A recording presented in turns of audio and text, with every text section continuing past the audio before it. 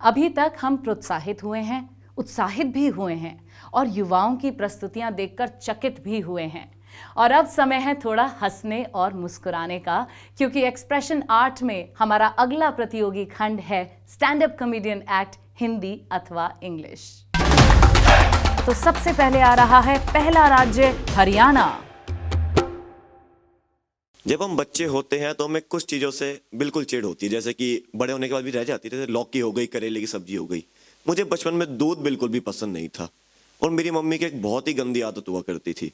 जैसे कि लगा लीजिए हम जब फिल्में देखते हैं और जब भी कोई किसिंग विसिंग का सीन आ जाता है किसी फिल्मों के अंदर, तो सबकी नज़र उसके ऊपर हो जाती है जिसके हाथ में रिमोट है, क्योंकि सबको लगता है वही मास्टरमाइंड है वहाँ पर। मेरी मम्मी की आदत क्या थी कि जब भी कोई ऐसा सीन आ जाता था, वो किचन में चली जाती थी कि अरे मेरे को तो दूध उबालना था, और मेरे को एक गिलास दूध पिला देती थी। मेरे को बिल्कुल पसंद नहीं होता था। एक दिन तो इतने बुरे दिन आ गए, टीवी पे आ रही थी दयावान विनोद खन्ना की। उस दिन मैंने 6 गिलास दूध पिए। दुख इस बात का था वहां पे सुहाग रात विनोद खन्ना की चल रही थी और दूध मैं पी रहा था। ऐसे हमारी जिंदगी बीतती चली गई। थोड़े से और बड़े हुए तो हमें हल्की हल्की सी शराब टेस्ट करनी शुरू करी। एक्सपीरियंस है, ले लेते हैं।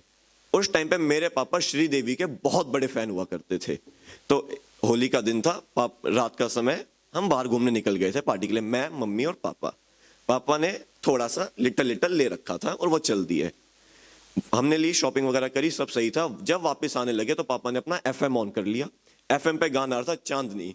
अब चांदनी मूवी के अंदर श्रीदेवी शिफॉन साड़ी, आहा हा हा। पापा बहुत बड़े फैन उसके। और उस टाइम पे पापा अपने आप को इमेजिन कर रहे हैं ऋषि कपूर। ये सिनेरियो है, पापा चलाते हैं। अभी हमारी गाड़ी की स्पीड है 50 किलोमीटर, ठीक है। पहली लाइन आती है, ओ मेरी चांदनी, 50 से 70। रणबीर कपूर दोबारा आ गया, ओ मेरी चांदनी, 70 से 90। मैं यूं, पापा नहीं, पापा नहीं, नहीं नहीं नहीं नहीं नहीं नहीं। जैसे तैसे घर पहुंच गए। उस दिन मेरे को एक बात का पता चल गया कि मेरे को हनुमान चालीसा पूरी आती है। थोड़े और बड़े हुए, फिर हमारी कॉलेज लाइफ शुरू हो गई। आपने वो टीवी पे ऐड नहीं देखे होते कि अगर आप में से कोई एक जना भी एक साल में 5,000 रुपए भी डोनेट कर दे तो ये बच्चा पूरी जिंदगी स्कूल जा सकता है। बहुत अच्छी बात है, करना चाहिए। इन उस बच्चे से तो पूछ लो वो जाना चाहता है भी या नहीं। क्या पता उसे प्रधानमंत्री बनना हो। जब मोदी चाय बेच रहा था, अगर मोदी जब चाय बेच रहा था, अगर कोई उसकी फीस भर देता, कहां वो प्रधानमंत्री बन पाता।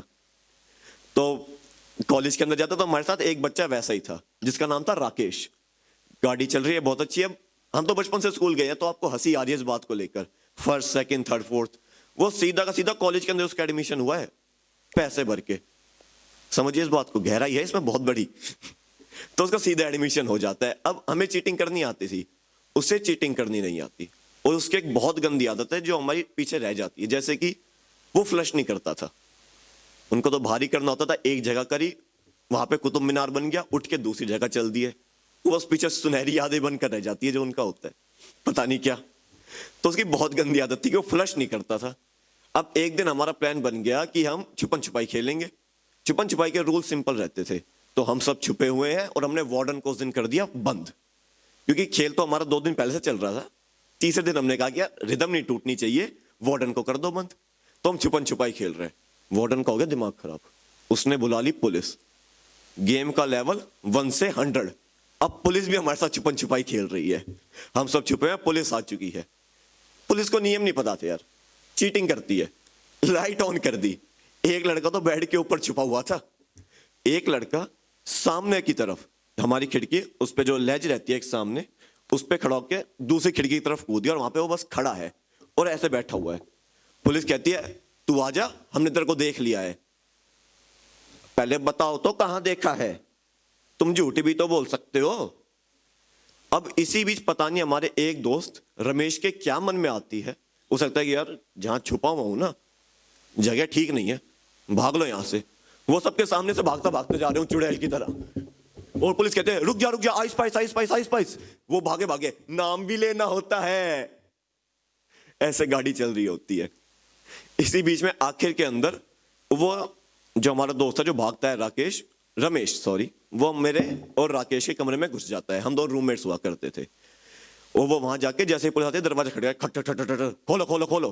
दरवाजा खुलता है और वो देखते हैं कि राकेश नंगा खड़ा। पुलिस 2 कदम पीछे ले लेती है डर के मारे।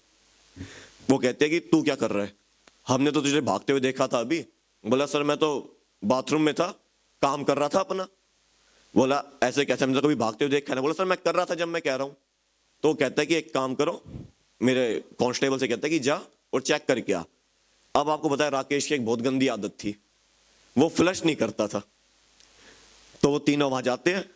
सबसे ज्यादा हमारा राकेश रमेश चौंका हुआ है।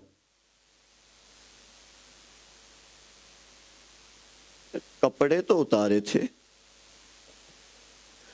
कांस्टेबल और पुलिस वाले को शायद ताजमहल दिखे, वो तो घूर ही रहे थे। आह क्या बात है। अब इतनी बड़ी बात, हमारे पेरेंट्स को बुला लिया गया था उस टाइम पे। तो कहे सर आपका बेटा ऐसे ऐसे करता है और इसके दोस्त को देखिए ये ऐसे ऐसे करता है। वो कहती है कि देखिए हमें नहीं पता ये स्कूल भी कैसे आ रहा था, हम तो इसकी फीस भर ही नहीं रहे थे। हमने पूछा फिर कौन भर रहा था, बोले भर रहा था कोई 5,000 वाला। अब इसके बाद बात आती है कि मैंने करी थी LLB, अभी मेरी चली रही है, मेरा 4th ईयर है इस समय। तो मैं, मेरे दादा वकील पापा वकील, जनरेशन चल रही है पूरी की पूरी। तो हमारा सीनियर कहता है हो गई, मैं घर वापस आ गया, काम तो मिलता नहीं वकीलों को, तो वो आराम से घर पे मैं बैठा हूं और मेरे 2 भाई उनके साथ बैठ के क्या करे पूरे दिन, शराब भी पी रहे हैं। पापा आए, बोले तू क्या कर रहा है, तेरे को तो पढ़ाया था, डिग्री कहाँ है तेरी, बोले ये रही। बोले जा काम ढूंढ कहीं कुछ तो कर। तो उन्होंने मेरे को दिल्ली भेज दिया। पता नहीं मेरे को समझ नहीं आया वकीलों की ड्रेस कोड किसने डिजाइन की थी और क्या सोच के डिजाइन करी थी। जहां डॉक्टर को AC में बैठना होता है उसे सफेद दे रखा है, हम वकीलों को गर्मी में दौड़ना होता है हमें काला दे रखा है। कोई आइडिया नहीं। इसके बाद मैं एक बार एक पार्टी के अंदर चला गया था, जहां पे मेरे सभी दोस्त बहुत अमीर थे और मैं सूडो अमीर, झूठा। तो वहां पे क्या होता है, वहां पे सब बात कर रहे हैं कि यार मेरे को एक नई जीन्स लेनी है, मेरी पुरानी जीन्स फट चुकी है। मैंने कहा ठीक है बहुत अच्छी बात है ले लो। तो सब उसको नाम सजेस्ट करते हैं, अरमानी की ले ले, गुच्ची की ले ले, इसकी ले ले, उसकी ले ले। मैंने कहा यार ये पेपे जीन्स का नाम क्यों नहीं ले रहे, 1+1, इनको ये नाम नहीं पता क्या। फिर वो कहता है कि मेरी पुरानी जीन्स टैटर्ड हो चुकी है, my old jeans got tattered. उस दिन मेरे को पता चला कि टैटर्ड का मतलब फटना। उसने फिर एक दोस्त ने कहा कि brother keep up your ass and go over there. मैंने कहा भाई एस मतलब ये। तो कहते कि यार मेरी जीन्स टैटर्ड हो गई। मैंने कहा अच्छा ठीक है। एक कहता है ब्रो व्हाट्स योर बजट, कहता है 20,000। वो सुनने के बाद मेरी ऐश टैटर्ड हो गई। बहुत डरावना सफर था वो। तो उम्मीद करता हूं आपको ये कॉमेडी पसंद आई होगी। Thank you. तो लोग ना हरियाणा वालों को बहुत जज करने लग जाते हैं and I don't like this things. Like एक मेरे पास आया, बोला भाई हरियाणा से है। मैं हाँ भाई हरियाणा में कुछ करके दिखा दे। मैं कहा रैप्टा मार दूँ। करा मैं कहा तू दिल्ली से है, बोला हाँ। बोला दिल्ली में कुछ करके दिखा दे। कहा दिल्ली से है ना, कर कर। मैं कहा रहने दे, फिर पोल्यूशन ही करेगा। बट अब मैंने ज़िंदगी में ना लाइफ सॉर्टेड हो चुकी है और मैंने एक लाइफ हैक सीख लिया है। लाइक मेरी ज़िंदगी में कुछ भी हो मैं सो जाता हूँ, है ना सॉर्टेड। तो लॉकडाउन था, मार्च का टाइम था, तो पापा आए बोले मोदी जी आ रहे हैं। मैं ठीक है मैं नमकीन लेके आता हूँ।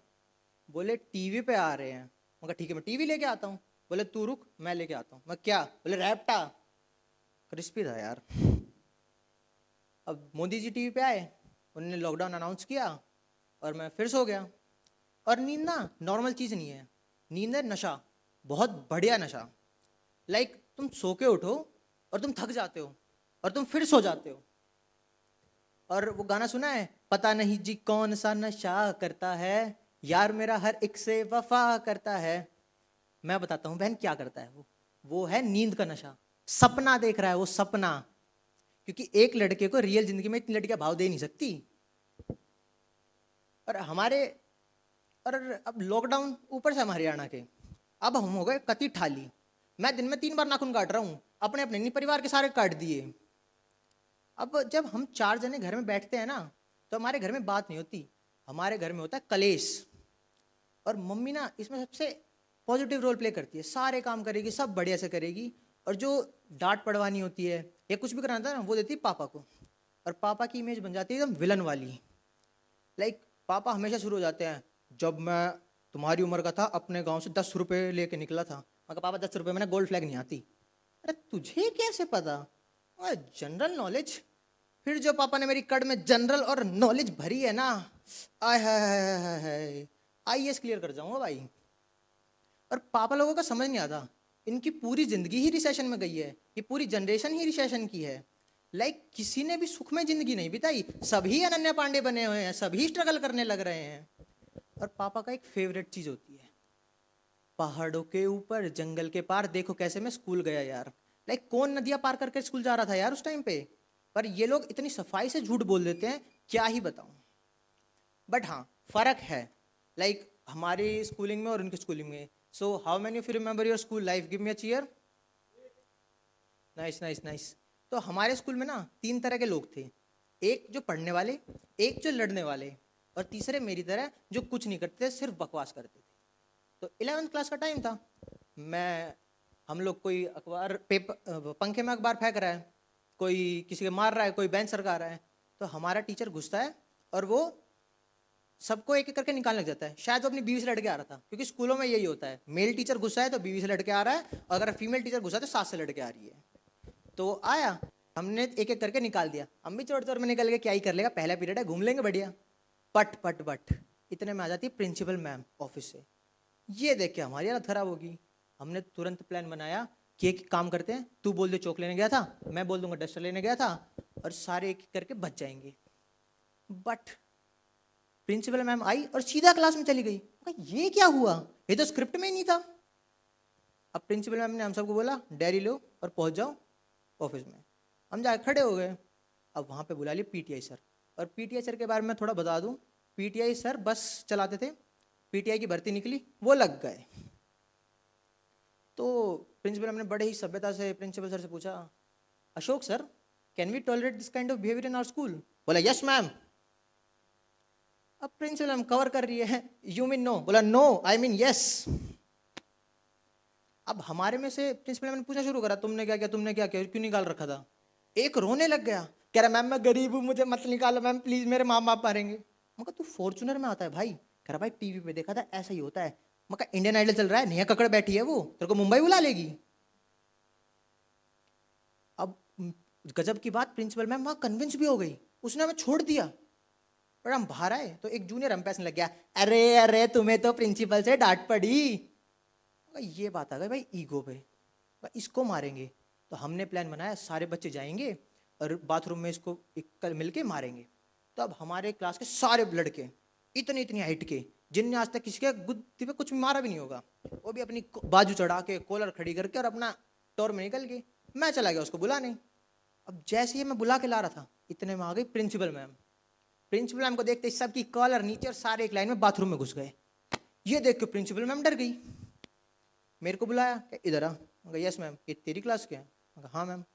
कि क्या करने गए। मगर बाथरूम। कह रहे सब एक साथ। मगर सबको आई होगी। अब ये देख के प्रिंसिपल मैम ने फिर पीटीआई बुला लिया। अब आता है स्टोरी में ट्विस्ट। पीटीआई जैसे अंदर घुसा ना, तो हमारी गर्ल्स टॉयलेट और बॉयज टॉयलेट की एक दीवार कॉमन है, वहां से आ गई सिगरेट की महक। अरे वाह वाह वाह। अब प्रिंसिपल मैम ने हम सबको तो क्लास में भेज दिया और बोली अब होगी चेकिंग।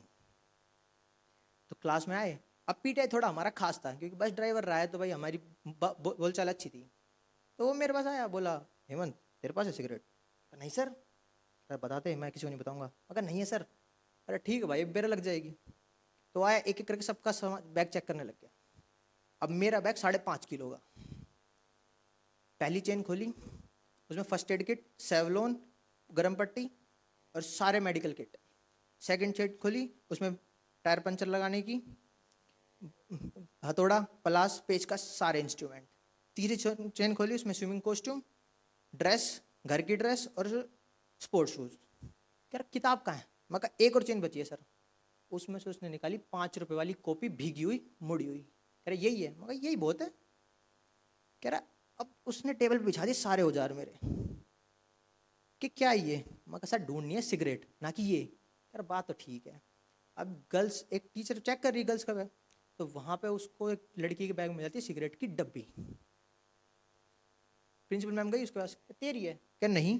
ये किसकी है। मेरे पापा की होगी। तेरे पापा ने तेरे बैग में डाल दी। कि हाँ मजाकिया है वो थोड़े। मजाक मजाक में सिगरेट डाल दी। कह रहा हाँ करते रहते हैं शिरकत। प्रिंसिपल मैम बोली बेटा सुन, तेरा मैं कराऊंगी नारकोटिक टेस्ट। अब नारकोटिक शब्द सुन के जो उसकी ऐसी तैसी हुई है, रोने लगी, मैडम मेरी है मेरी है मेरी है। मैम रहने दो। उसके बाद प्रिंसिपल मैम ने जो उसकी गुद्दी भरी है ना, उसके सारे कहीं से सिगरेट का धुआं ही धुआं निकला है। Thank you guys, this was my time, thank you. Myself Anmol Ratan, लोग मुझे प्यार से प्रीसियस स्टोन बुलाते हैं, और मैं एक बहुत ही सिविलाइज जगह से आया हूँ, यूनाइटेड स्टेट्स ऑफ महेंद्रगढ़। अब आप लोग सोच रहे होंगे मैं ये फॉर्मल्स पहन के क्यों आया हूँ। भैया मैं जाति से, धर्म से, कर्म से इंजीनियर हूँ, और यही मेरा सबसे बड़ा कांड है जो मैंने आज तक लाइफ में किया है। तो भैया हम जहाँ भी जाते हैं हमें लगता है कि हम ऑडिशन देने, हम इंटरव्यू देने जा रहे हैं, जॉब इंटरव्यू। भैया हम होते हैं बेरोजगार, हमें चाहिए जॉब, और हम लग जाते हैं काम पे। भाई कहीं भी हम जाते हैं फॉर्मल्स पहन के चल जाते हैं, क्या पता वहाँ जॉब इंटरव्यू, क्या पता रतन टाटा वहाँ आ जाए हमारा जॉब इंटरव्यू लेने। तो जब मैं 12th में था, मैं सोचता तो सबके ऊपर से कूद के पार हो जाऊंगा, मैं टॉपर बनूंगा, मुझे जॉब के लिए कंपनियां रोज बुलाएंगे, आ जा भाई मेरे इस कंपनी में आ जा, मेरे इस कंपनी में आ जा। कोई सेंस है इस बात का? कोई सेंस है? बट मुझे था, क्योंकि मैं नॉनसेंस था, तो मैंने भर दिया सबका फॉर्म। यहाँ तक मैंने नीट भी भर दिया, जबकि मेरा बायोलॉजी था भी नहीं। तो मेरी आई जेई की रैंक ये कुछ थी, 7 लाख कुछ में थी मेरी रैंक। तो मैंने सोचा यार ये तो कुछ ज़्यादा ही है, लेकिन मैंने दुकानदार से पूछा तो बोलता है भैया बहुत कुछ ज़्यादा है, ये तो टोटल जितने बच्चे अभी तक देख के हैं उनसे दुगना तिगुना आपका रैंक आ रहा है। तो मैं घर जाते, इतनी बड़ी रैंक, इतनी बड़ी रैंक, इतनी बड़ी रैंक, मैं घर जाते जाते भूल गया। अब जब मेरे पापा ने पूछा बेटा रैंक कितने आए हैं, तो अब मैं झूठ भी नहीं बोल सकता, तो मैंने निकाला 10 रुपए का नोट पॉकेट से, और जितने रैंक लिखे थे मैंने पढ़ दिया। अब तो जो धुनाई होनी थी वो अलग से हुई। फिर हम गए, मतलब मेरा एडमिशन हुआ सेंट्रल यूनिवर्सिटी ऑफ हरियाणा में, वो भी इलेक्ट्रिकल इंजीनियरिंग। कतई जहर भाई, मेरे मार्क्स जितने थे सबसे कम थे, और मेरे दोस्त के भी उतने ही थे लगभग मेरे से। तो भाई मेरे को एक चीज समझ नहीं आया, ये किसने सिस्टम बनाया कि मैंने एंट्रेंस ली सबसे कम मार्क्स पे, तो भैया सबके पासिंग मार्क्स सेम क्यों? कोई सेंस है इस बात का? नहीं, पासिंग मार्क्स हम फिर फर्स्ट सेमेस्टर फेल हो गया। तो भैया हमने बनाई चीटिंग की प्लान, चीटिंग कमिटी। भैया वो हमने फिर ग्रुप का नाम दिया #चीटिंग स्क्वाड, व्हाट्सएप पे बनाया हमने कांटेक्ट किया एक हमारे टॉपर से, जिसने टॉप किया था फर्स्ट सेम में। तो भैया उसने बोला कि ठीक है मुझे 2 समोसे खिला देना तुम, हम तुम्हारी हेल्प कर देंगे। तो हमने बोला ठीक है। तो 20 मार्क्स का हमारा ट्रू फॉल्स होता था, तो हमने डिसाइड किया चलो ठीक है तुम जाके बाथरूम के गेट पे ट्रू फॉल्स लिख के आ जाना। वो बंदा गया वहां लिखने, देखता पहले से 1500 ट्रू फॉल्स लिखे हुए हैं। अब भाई हमारी हालत खराब, क्या हमें पहचानेंगे कैसे? तो हमने बोला फिर से जा भाई तू और बॉक्स बना के आ जा। वो बना के आ गया। तो हम सब एक एक करके गया बाथरूम में, हम लोगों ने देख लिया। फिर उसके बाद हमने डिसाइड किया चलो ठीक है, हम सबने एग्जाम दे दिया अच्छे से, रिजल्ट आई, सबके सब फेल। रीजन क्या था? वो बंदा था 6 फीट 4 इंच का और हम थे 5 फीट 8 इंच के। वो बंदा ऊपर में बॉक्स बना के आया था और नीचे में पहले से 2 बॉक्स बनी हुई थी। लो ये भी कोई बात है? फिर हमने चलो ठीक है भाई, लेकिन कॉलेज हमारी बहुत अच्छी हॉलीडे पैकेज देती है 4 साल की भाई हॉस्टल में। हॉस्टल एक ऐसा जू है ना जो कि दुनिया में कहीं नहीं मिला। जितने लोग यहाँ हॉस्टल में रह रहे हैं वो जानते हैं, वो एक तरह का जू है वो। मतलब हम जब जाते हैं वहां तो हम इंसान बन के जाते हैं, आते जानवर बन के। भैया ऐसे ऐसे जानवर, ऐसे ऐसे किस्म के जानवर ना हम लोगों ने दुनिया में आज तक नहीं देखा होगा। वो डायनासोर जब लुप्त हुएंगे ना, वो भी लुप्त नहीं हुए थे, वो बचे थे। वो बच बच के कैसे कैसे आके हॉस्टल के प्रजाति में घुस गया वो। और भाई उनके शरीर से महक नहीं आती, ये किसी ने कहा होगा शरीर से बदबू आती, नहीं, उनके कपड़ों से बदबू आती है। भाई एक सप्ताह तक वो कपड़ा ऐसी बाल्टी में रखे रहते हैं, बदबू नहीं आएगी। तो भैया ऐसा फिर हमारे हॉस्टल से क्या है, हमारा एक दोस्त था वेद प्रकाश। भैया वो बंदा इतना टैलेंटेड, वो बंदा लिया बायोमेडिकल साइंस। बायोमेडिकल साइंस आप लोग समझ सकते हैं, बायोलॉजी बहुत इंपॉर्टेंट होता है। वो बंदा नीट के लिए इतना तैयारी किया, वो सोचा कि मैं नीट करके MBBS करूंगा। तो बंदा नीट का तैयारी किया। भैया नीट का इतना पढ़ा वो इंट से में जाके बायो में फेल कर गया। इनके लिए तो क्या बोलूं मैं। और फिर उसके बाद फिर हमारे कुछ ऐसे दोस्त थे जो आए, एडमिशन लिए, गांजा फूका, सेमेस्टर निकल गया उनका भी। और भाई उन्होंने मेरे को बता दिया भाई गांजा फूक तू। मैंने बोला अरे गांजा भाई, तो मैंने भी एक सेमेस्टर बहुत फूका। यहाँ तक मेरे सपने में भगवान भी प्रकट हुए, भाई अब छोड़ दे ये सब, छोड़ दे, हमारे लिए भी कुछ छोड़ दे। मैंने सोचा अरे यार भाई ये सब तो छोड़ना पड़ेगा। बट लास्ट में मैं कहना चाहूंगा smoking and drink is injurious to health, so thank you. Punjab. Hello everyone, my name is Muskan Taneja and I am performing stand-up comedy act. Hello everyone, कैसे हो और आप सब? वैसे कैसे ही होगे, पर जैसे भी हो यार ये बात मत बोलना कि बस जी रहा हूँ, ठीक है। मेरा एक फ्रेंड है, उससे पूछा भाई कैसा है तू, कहता बस जी रहा हूँ।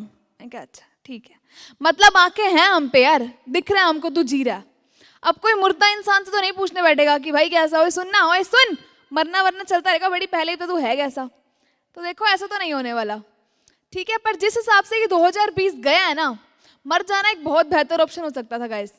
कितना मनहूस साल था ये, कितना वाहियात साल था, मतलब यार अनएम्प्लॉयमेंट, बेरोजगारी कितनी ज़्यादा बढ़ गई है।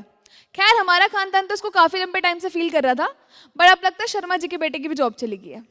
इकोनॉमी पता नहीं प्रोनाउंसिएशन क्या है, बट वो कितनी डाउन की है यार, बहुत ज़्यादा। पढ़ाइयों का कितना ज़्यादा लॉस हुआ है, बहुत ज़्यादा लॉस हुआ पेरेंट्स के पॉइंट ऑफ व्यू से, क्योंकि हमारे लिए तो देखो बहुत चिल सीन है। अब चलती क्लास में लाइट बंद करके चद्दर तान के जो सोने में मज़ा है ना, मतलब ओ हो, वो तो नेक्स्ट लेवल जन्नत मिल जाती है ना, बहुत सही सीन। और ब्रेकअप कितने ज़्यादा हो गए हैं, which is actually another good thing. अब तुम फ़ोन के ऊपर कितना बेबी सोनू नोनू कर लोगे यार, थोड़ा थ्रिल तो चाहिए देखो जीवन के अंदर। और जिनको बहुत ही थ्रिल चाहिए था उन्होंने कर ली शादियाँ, ठीक है। वैसे शादियों की नोटिफिकेशन अभी हमें अभी मिली है, पर शादियाँ मार्च से हो रही हैं यार। मतलब देख रहे हो तुम, वर्क फ्रॉम होम के नाम पे जो इन्होंने किया है ना, वो बहुत ज़्यादा ही था यार। मैं झूठ नहीं बोल रही, खुद से नहीं बना रही। 1 जनवरी को 60,000 बच्चे पैदा हुए थे इंडिया के अंदर, ठीक है। कोरोना ने जितने मारे नहीं उतने हमने दे दिए हैं, मतलब न्यू ईयर का चिल्ड्रन डे मनाया हमने। और बाकी तो देखो गाइस, नवंबर दिसंबर में तो खैर हुई बहुत ज़्यादा शादियाँ, और ठंड कितनी ज़्यादा बढ़ गई इस बार। मतलब जो लड़का अपनी मम्मी को कह रहा था कि मम्मी मैंने शादी नहीं करानी, और उसकी माँ मिन्नतें कर रही थी कि बेटा प्लीज़ शादी कर ले, ठीक है। अब वही कह रहे हैं कि मम्मी प्लीज़ शादी करा दो, प्लीज़ शादी करा दो, प्लीज़। डिमांड एक ही है कि बस लड़की होनी चाहिए। मम्मी भी कह रही है देखो अब लास्ट ऑप्शन है, पुष्पा से तो करेगा नहीं, क्योंकि पिछली बार तूने से कहा था हेलीकॉप्टर से शक्ल किया। कह रहे नहीं मम्मी, उसे जो लाइन बोलते हैं प्लीज़ करवा दो। तो ये तो हालात हुए हैं। पर गाइस देखो, on a very serious note, देश की तरक्की तो रुकी है, हम मतलब गए तो हैं डाउन। पर एक चीज़ जो बहुत ही तेज़ी से बढ़ी है, जिसने फुल रफ्तार पकड़ी है, वो है मेरी बेइज्जती। वो नहीं रुकने का नाम ले रही, उसने बचपन से ही पीक पकड़ लिया यार। और जब तुम पैदा गंदे हो जाओ ना, तुम्हें कुछ उम्मीद रखनी भी नहीं चाहिए जीवन से। मैं पैदा हुई थी बहुत ही घटिया, मतलब बहुत घटिया। मतलब मेरे पैदा होने के बाद ना डॉक्टर कह रहे हैं मम्मी को मत दिखाना, कोमा में जा सकते हैं, ये कुछ ज़्यादा बेकार है। पापा कह रहे सुनो सर बात सुन रहो, बच्ची छोटी है, प्लास्टिक सर्जरी कर लो, पैसे कम लगेंगे। मेरा बाप कह रहे नहीं नो नेवर ना, लगना भी तो चाहिए, बेटी बाप पे गई है। वो नहीं करा रहे थे यार, हमारे पूरे खानदान के अंदर इकलौता इंसान बस वो वही खुश था, वो बहुत खुश थे। उनको इस बात की खुशी थी कि अपन अब किसी का तो बाप है, वो इसी टोरे में जी रहे हैं भाई साहब, वो बस वो इसमें खुश हैं। पर ठीक है, अब मैं मतलब बचपने में तो इंसान कितना ही बेइज्जती कम नहीं कर रहे वो, पर बचपने में इतनी फील भी नहीं होती, मतलब बचपन में क्या ही होता है यार। पर जैसे जैसे मैं बड़ी हुई, ठीक है, उन्होंने मुझे अच्छी यूनिवर्सिटी पढ़ने भेजा, अच्छे लोग हैं, ठीक है, ऐसे एजुकेटेड पेरेंट्स हैं। और कुछ मेरे भाई और मेरे बीच में जनरेशन गैप बहुत ज़्यादा है, समझ रहे हो तुम, है ना। हाँ, पर यार वो मुझे फ़ोन पे जलील कर रहे हैं। मैं कैसे इंसान है, फ़ोन पे जलील करें। कहते और बेटा क्या कर रहे हो, मैं क्या पापा कुछ नहीं, बस ऐसे ही बैठे।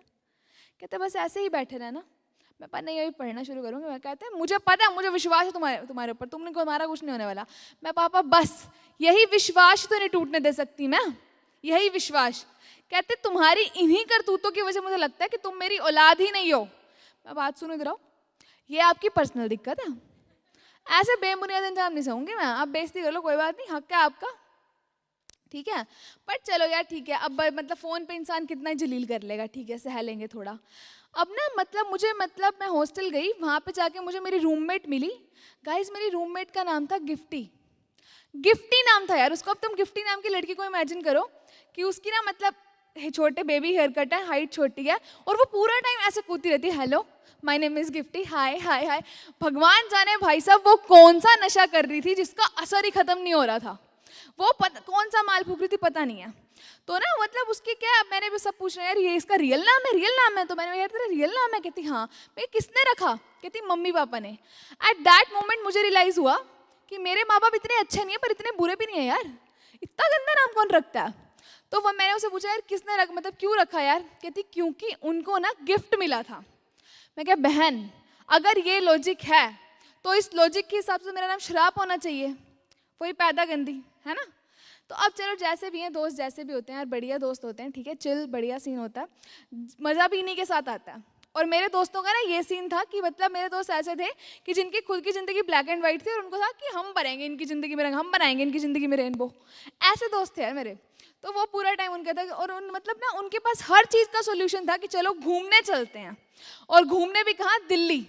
दिल्ली में भी कहाँ पे, सरोजनी, ठीक है, सरोजनी यार। मतलब तुम उनका वो देख रहे हो कि गरीबी लेवल देख रहे हो। तो जिनको नहीं पता, जहाँ पे जो कुछ अमीर जज बैठे होंगे, मैं उनको बता दूं कि दिल्ली में ना ऐसे एक रूल है कि 500 की चीज़ 400 में, 400 की 300 में, 300 की 150 में, वहाँ पे ऐसे रूल है। तो ना वहाँ पे एक बहुत प्यारा सा हैंड बैग पड़ा था। तो मैंने उनसे पूछा भैया कितने का? भैया कहते 100 रुपये का। मैं क्या भैया 20 रुपये? भैया कहते कौन नहीं मारनी तेरे मुंह के ऊपर 20 रुपये, मैं कुछ साथ फ्री है दे दो। कहते पॉलिथीन है ले जा। मैं क्या भैया ये बैन है, क्या थोड़े टाइम में तुम भी होने वाले हो, खिसको यहाँ से फटाफट।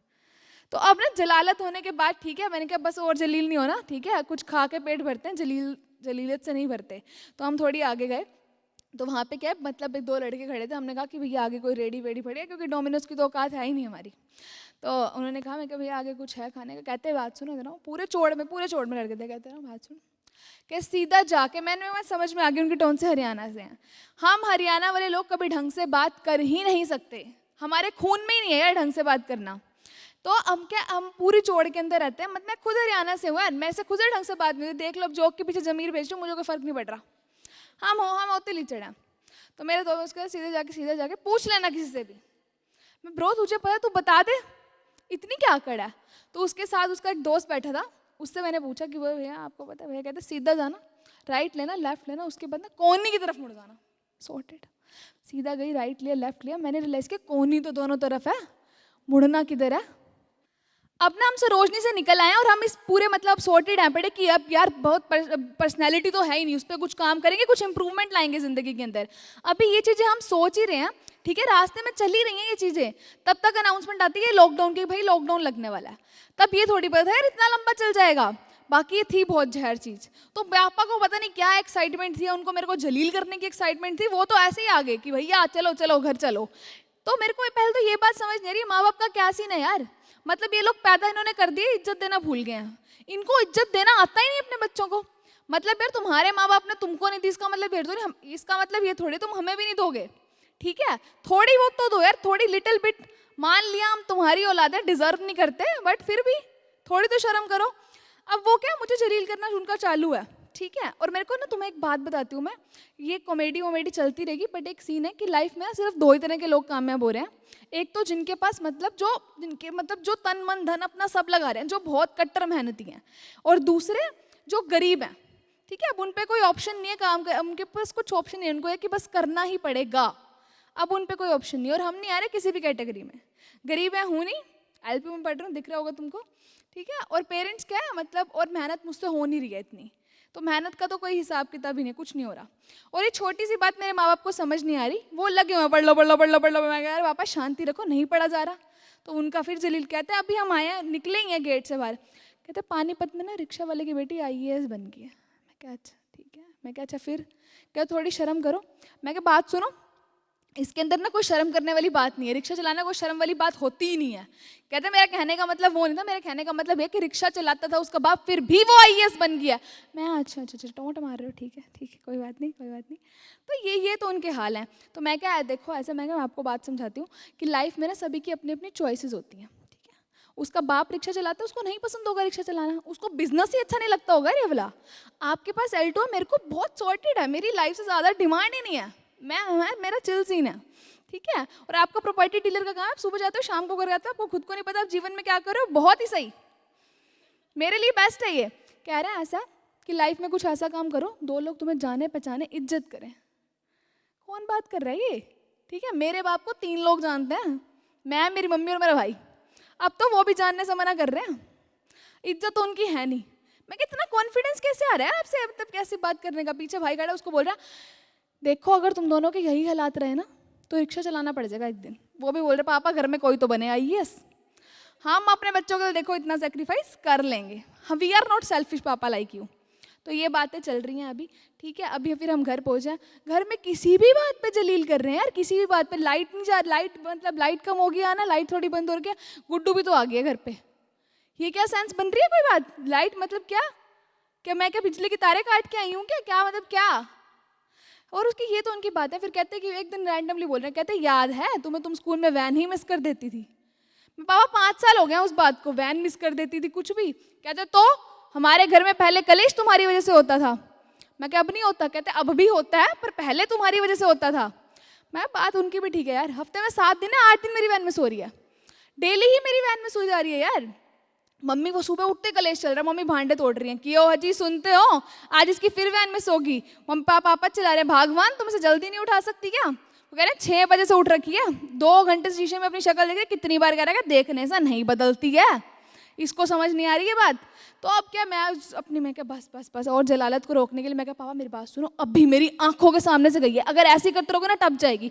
तो अब सीन क्या है, पापा अपनी फटफटियाँ निकाल रखे, पापा ने फटफटियाँ अपनी पूरी निकाल रखे, पीछे मैं बैठी हूँ, ठीक है, वो फुल स्पीड में चलाने की कोशिश कर रहे, सामने शर्मा जी बैठे, शर्मा जी को कह रहे शर्मा जी जरा वैन रोकना, और शर्मा जी उनको फुल हमेशा की तरह इग्नोर करते, इज्जत उनकी है नहीं। और मानोगे नहीं यार, आज तक उस इंसान से वैन मिली ही नहीं।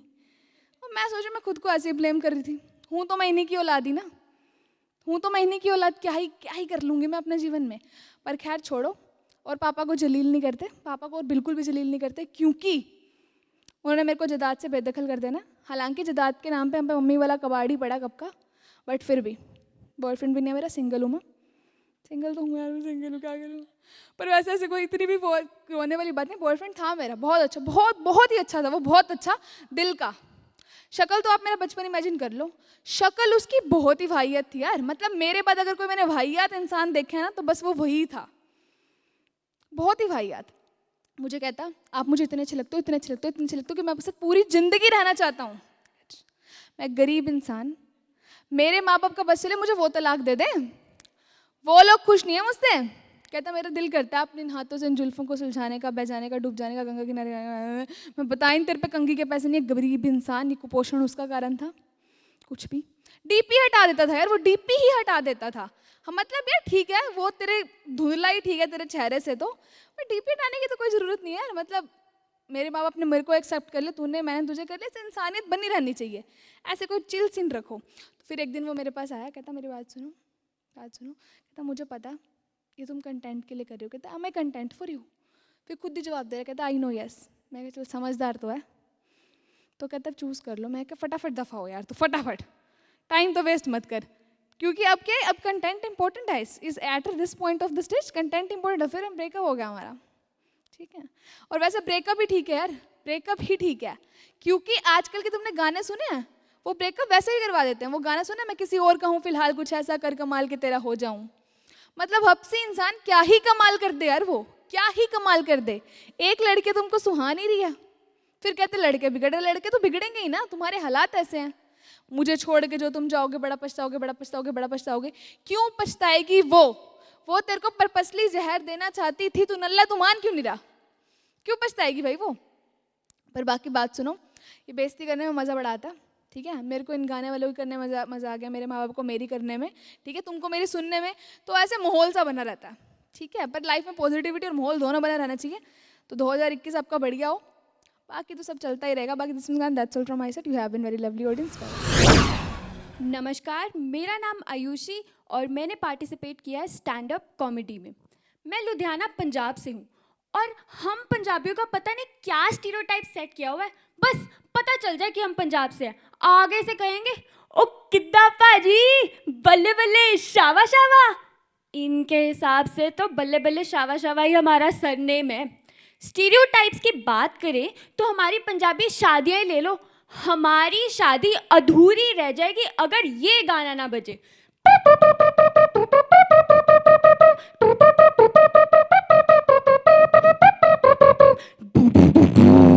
हम पंजाबियों को तो बस नाचने का बहाना चाहिए, फिर चाहे लाइट चली जाए हम तो जनरेटर पे भी नाच लेंगे।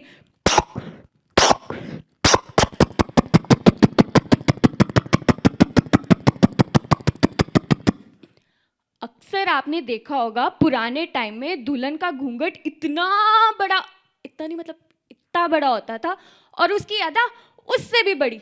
घूंघट उठाओ, सही पे आलम, आफताब की रोशनी दुनिया के हर खुशी को रोशन करती है, तो फिर आफताब ने खुद तकलीफ क्योंकि और आजकल तो अलग ही ट्रेंड चल रहा है। शादी में एंटर करो, दूल्हे दुल्हन का थोपड़ा पहले फ्रेम करा के गेट पे चिपकाया होता है कि देख लो भाई, यही है ओरिजिनल पीस, इन्हीं को डालना है शगुन।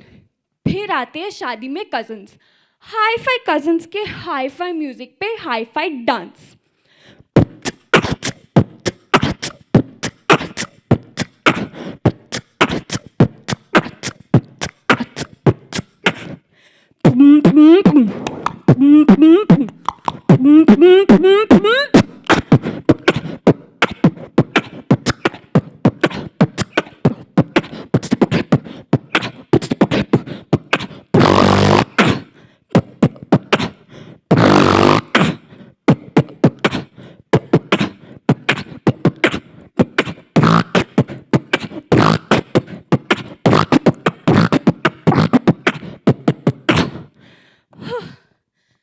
थोड़ा ज़्यादा तो नहीं हो गया?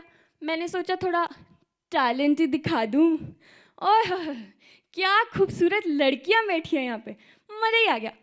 अरे भाई साहब, आप क्यों ऑफेंड हो रहे हो? आप भी बड़े सुंदर हो, टेंशन मत लो। लेकिन भाई साहब, ये लड़कियां हैं ना, ये घर में 2 टोपी, 3 स्वेटर, 4 जैकेट और उसके ऊपर से 2-3 रजाइयाँ लेके बैठी होती है और फिर भी कहती है बड़ी ठंड है यार। और इन्हीं को अगर जनवरी दिसंबर की शादी में भेज दो ना, तो इन्होंने पहना होता है स्लीवलेस, बैकलेस, स्ट्रैपलेस, सब कुछ लेस ही लेस। लेस का तो इनको इतना शौक होता है ना, इनको मार्केट भेज दो ना, वहाँ पे 1000 रुपए वाली चीज़ देख के कहेंगी भैया भैया वहाँ पे ना सेम पीस पड़ा है, बिल्कुल same design, same colour, same size, 100 रुपए का दे रहे हो भैया, दे दो ना। आगे से भैया कहेंगे अगर इतना ही है तो उन्हीं से जाके ले लो ना, वो भैया वो ना बिक गया है, आप दे दो ना भैया प्लीज़, भैया प्लीज़। और यही लड़कियों ने लगाया होता है अपना सालियों का नाका शादी पे। जीजू को देख के कहेंगी जीजू जीजू अगर दीदी को लेके जाना है ना तो पूरे 1 लाख देना पड़ेगा। 1 लाख? 1 लाख? जीजू ये सुन के कहते कि अगर 1 लाख रुपए देना होता तो तुम्हारी दीदी लेके जाता मैं। और देखो इनका स्टैंड, 1 लाख रुपए की बात करती है, 1100 रुपए लेके वो हो गई। फिर आते हैं शादी में फुफ्फे, शराबी फुफ्फे। इनको शादी में कुछ पसंद ही नहीं आता है और इनके रूठे बिना शादी पूरी भी नहीं होती है। बॉलीवुड सिंगर्स परफॉर्म कर रहे थे, ऊषा उथुप, कोई यहाँ नाचे नाचे, कोई वहाँ नाचे नाचे, कम ऑन एवरीबॉडी, सारे हंसे यहाँ नाचे नाचे, सारे जवान नाचे नाचे, औवा औवा हमको है तुमसे प्यार, औवा औवा मानो ना मेरे यार।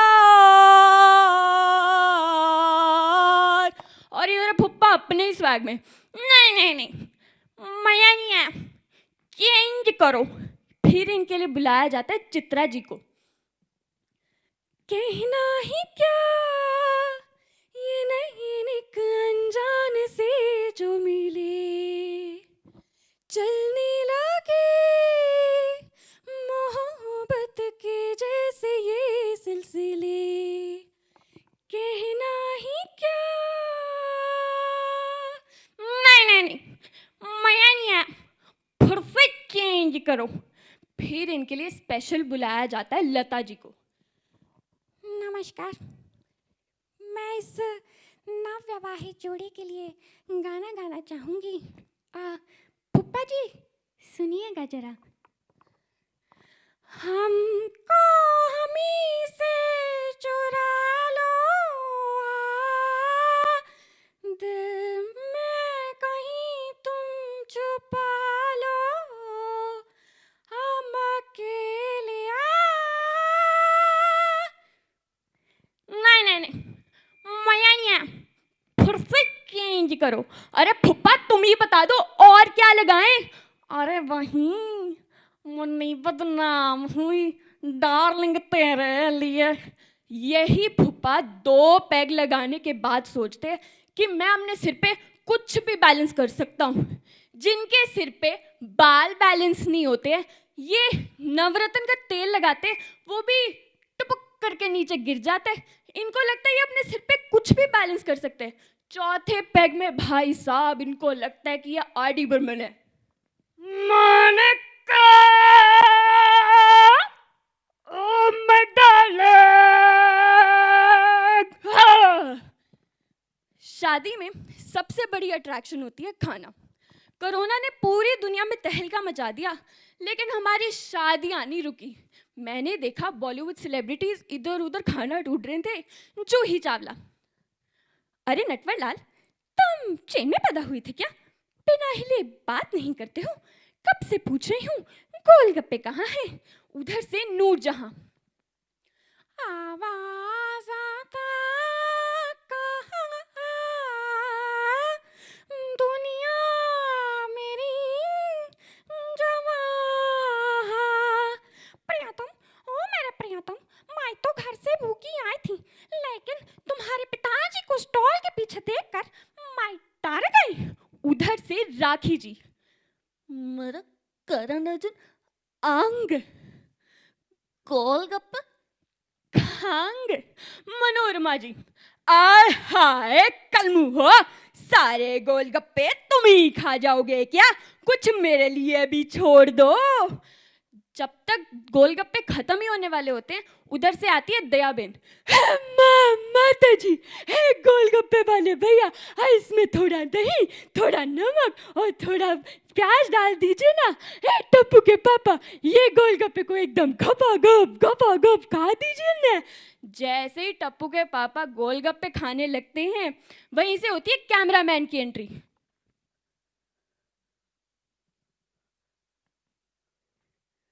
ऐसा लगता है वीडियो रिकॉर्ड नहीं, डरा रहे हूं। और जो इतने मजे से खा रहे होते हैं, वो भी अचानक से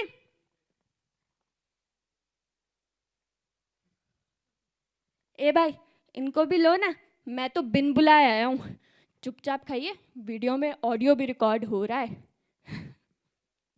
फिर आते हैं शादी में बच्चे। कुछ बच्चे बड़े प्यारे होते हैं, नॉडी की तरह। चली हवा चली, शहर की आई पाई, तुम जानो मैं न मानू हाय। और इनकी शरारतें भी बड़ी प्यारी होती हैं। जलेबी वाले के पास जाके कहेंगे, अंकल अंकल, आपको जलेबी बनाते कितना टाइम हो गया? बेटे लगभग 20 साल। सीधी तो आपसे फिर भी नहीं बनती।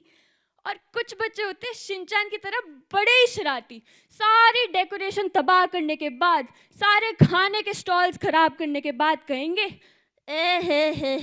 ये शादी इतनी भी कुछ खास नहीं। यही बच्चे होते हैं जो पड़ोसी का गेट खटकाकर कहते हैं, अब कालू घर पे है। अंदर से आवाज आई, नहीं बेटा, क्या कहना था? अब कुछ नहीं आंटी, बस कालू ही कहना था। इनको ब्लैक लाइव्स मैटर के बारे में कुछ भी नहीं पता। ऑफेंड मत होना प्लीज। मैंने देखा शादी में एक आंटी जोड़ी से इम्प्रेस होकर अपने बच्चे को कहती है, बेटा अगर तुम मन लगा के पढ़ोगे ना, तो तुम्हें भी एक दिन ऐसी ही वाइफ मिलेगी। पापा भी तो इतने पढ़े लिखे हैं, उन्हें क्या मिला? तो ऐसे होते हैं हम और हमारी शादियां, दिलदार। और यही दिलदार सरहद पर अपने दिलो जान कुर्बान कर देते हैं। उन्हें है हमारा सलाम।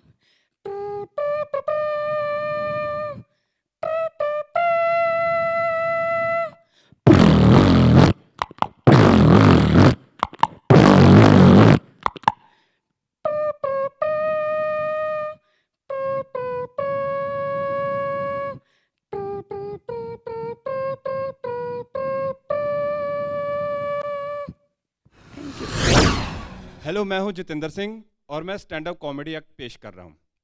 सो दोस्तों, हमारे रिश्तेदारों में ना एक रिश्तेदार तो पक्का ऐसा होता है जिसने हर एक जगह पे ना मनुष्यत फैलानी होती है। उसके ना अजीब से फंडे होते हैं और अजीब से लॉजिक होते हैं। तो मेरी रिश्तेदारी में वो रिश्तेदार है मेरे फूफा जी। एक बार क्या हुआ कि मेरे फूफा जी ना इलेक्शन में खड़े हो गए और उनको वोट मिले अंडा, और थाने चले गए कह रहे हैं मुझको जेड सिक्योरिटी चाहिए। थाने वाले बोल रहे हैं भाई किस खुशी में चाहिए? कह रहे हैं जिस शहर में इतने लोग मेरे खिलाफ हैं वहां पे तो मुझे जेड सिक्योरिटी चाहिए भाई। एक बार क्या हुआ कि मेरे फूफा ना बाल कटवा के आए, तो बुआ ने बोला इतने छोटे बाल क्यों कटवाए? तो फूफा जी बोले उसके पास खुले पैसे नहीं थे। मैंने कहा चलो 20 के और काट दे भाई। और फूफा ने वो छोटे बाल इसलिए कटवाए थे कि बुआ के हाथ में ना आए। अजीब से शौक है फूफा जी के। वैसे एक बार ना टैटू बनवाने चले गए और टैटू वाले से कहते हैं कि यार अच्छा सा टैटू बना दे। टैटू वाला बोलता है सर आपको जो भी चीज़ सबसे ज़्यादा पसंद है ना उसी का टैटू बनवा लो। तो फूफा जी बोलता है ठीक है पर छोले भटूरे बना दे हरी चटनी के साथ। एक बार क्या हुआ कि बुआ ने फूफा से पूछा अजी मैं आपको कितनी अच्छी लगती हूँ? तो फूफा जी बोले तू तो मुझे इतनी अच्छी लगती है, इतनी अच्छी लगती है, दिल करता है तेरे जैसी एक और ले आऊं। और बुआ भी हमारी कम नहीं है वैसे, बुआ को ना शॉपिंग करने का बहुत शौक है। तो क्या हुआ कि काफ़ी टाइम बुआ ने शॉपिंग नहीं की तो बुआ हो गई बीमार। डॉक्टर के पास दिखा के आई है तो फूफा जी बोल रहे हैं क्या बताया डॉक्टर ने? तो बुआ बोल रही है कुछ नहीं, डॉक्टर ने खून में ना शॉपिंग की कमी बताई है। तो क्या हुआ एक बार ना बुआ जी का लड़का ना रात को लेट आया, तो बुआ ने उसको काफ़ी डांटा, कहाँ था, किसके साथ था, क्या कर रहा था। तो बोल रहा है मम्मी मैं इतना बड़ा कब होऊंगा कि अपनी मर्जी से जा सकूं? तो बुआ बोली इतने बड़े तो तेरे पापा नहीं हुए कि अपनी मर्जी से जा सकें। तो क्या हुआ एक बार बुआ हो गई ज़्यादा बीमार, तो फूफा जी लेके गए उसको डॉक्टर के पास और डॉक्टर ने उनसे कहा कि मुंह खोलो। बुआ ने कहा तेरी पत्नी रोज शाम को तेरे कंपाउंडर के साथ घूमती है, इससे ज्यादा मेरा मुंह मत खुलवाना। मेरे फूफा जी के ना अलग अलग से फंडे हैं। वो कहते हैं जो पत्नी होती है ना सरकारी नौकरी की तरह होती है, एक बार मिल गई तो छोड़ नहीं सकते, एक के चलते दूसरी कर नहीं सकते और अपनी छोड़ के सबकी अच्छी लगती है। और फूफा जी कहते हैं कि जो पत्नियां होती हैं ना वो अपने बच्चों से ज्यादा अपनी पति की परवाह करती हैं, क्योंकि वो अपने बच्चों को पड़ोसी के जहां छोड़ के जा सकती हैं लेकिन पति को पड़ोस में नहीं छोड़ सकती। तो जो मेरे फूफा जी हैं ना वो चाय के हार्डकोर लवर हैं। चाय तो वो इतनी पीते हैं ना, इतनी पीते हैं कि बात ही छोड़ दो बस। तो फूफा जी को लगता है कि चाय से हर एक बीमारी का इलाज हो सकता है। सर दुख रहा है तुलसी वाली चाय पी लो, दांत दुख रहा है लौंग वाली चाय पी लो, गला दुख रहा है अदरक वाली चाय पी लो। मैंने एक बार वैसे ही बोल दिया, मैं कहा फूफा जी मेरे दोस्त को ना एड्स हो गई है, तो बेटा उसको ब्लैक टी बोलो। मैं कहा फूफा जी एड्स हुई है, उसको कब्ज नहीं हुई है। अच्छा एड्स हुई है तो तुलसी लौंग और अदरक वाली चाय पिलाओ ठीक हो जाएगा। फूफा जी का ना एक दोस्त मर गया, वो फूफा जी पहुंच गए वहां पे और वो लेटा हुआ है। फूफा जी बोल रहे हैं वैसे ही कैजुअल है ना, क्या हो गया अभी ये शर्मा जी को लेटे हुए हैं? कोई बोल रहा है कि मर गए हैं। फूफा जी बोले अरे मरे वरे नहीं है, चाय वाय पिलाओ इनको, अभी जिंदा हो जाएंगे। तो शर्मा जी तो जिंदा नहीं हुए, उनको लेके जा रहे हैं अर्थी पे लेटा के और चिखा पे लटाया उनको शमशान में और लकड़ी वकड़ी डाली, घी डाला और आग लगा दी। अब आग की लपटें निकल रही हैं और फूफा जी उसको देख रहे हैं और साथ वाले को बोल रहे हैं जितनी लकड़ियां इन्होंने ना शर्मा जी पे वेस्ट कर दी हैं इनसे कम से कम 400 लोगों की चाय बन जाती। फूफा जी चाय पीने के लिए किसी भी हद तक जा सकते हैं। एक बार तो चाय पीने के लिए अपने लड़के के लिए लड़की देखने चले गए। अब गए हैं लड़की देखने और सोफे पे बैठे हैं। अब लड़की चाय लेके आई है, ट्रे में सर्व कर रही है सबको चाय और लड़का लड़की को देख के खुश हो रहा है, बुआ घर को देख के खुश हो रही है और फूफा जी चाय को देख के खुश हो रहे हैं। अब लड़की की मम्मी पूछती है तो भाई साहब आपको लड़की कैसी लगी? तो फूफा जी बोल रहे हैं एकदम कड़क, पूरी हॉट है। फूफा जी क्या बोल रहे हो? अरे मैं तो बोल रहा हूं एकदम कड़क और पूरी हॉट चाय बनाई है लड़की ने। तो फूफा जी चाय के अलावा ना उनको एक और शौक है, वो है डांस करने का। हम सबका ना एक ट्रिगर सॉन्ग होता है जिसपे ना हमारे हाथ पांव अपने आप चलने लग जाते हैं। तो फूफा जी का ट्रिगर सॉन्ग है वही नागिन वाला, मैं नागिन तू सपेरा। तो फूफा जी बनते हैं उस पर सपेरा, क्योंकि उनका लॉजिक है कि अगर मैं सपेरा बनूंगा तो एक दो सांप तो इधर उधर से निकल ही आएंगे। तो ऐसी एक शादी में फूफा जी गए और गाना प्ले हुआ। फूफा जी ने अपनी पॉकेट से अपना रुमाल निकाला, उसको गोल किया और उसकी बीन बना ली, बन गया सपेरा। अब उस शादी में आधे से ज्यादा सॉन्ग निकल गया, फूफा जी का मुंह लाल हो गया, आंखें बाहर आ गई हैं लेकिन सांप नहीं बाहर आया। मैंने कहा फूफा जी बुआ को नागिन बना लो। फूफा जी बोले बेटे मैंने नागिन को नचाना है, अजगर को नहीं नचाना। अब फूफा जी की किस्मत खराब के बुआ ने सुन लिया। अब बुआ ने अपना फन खड़ा कर लिया। 3 घंटे तक फूफा जी को उसी गाने पे डांस करना पड़ा। अब उसी शादी में ना लड़ाई हो गई।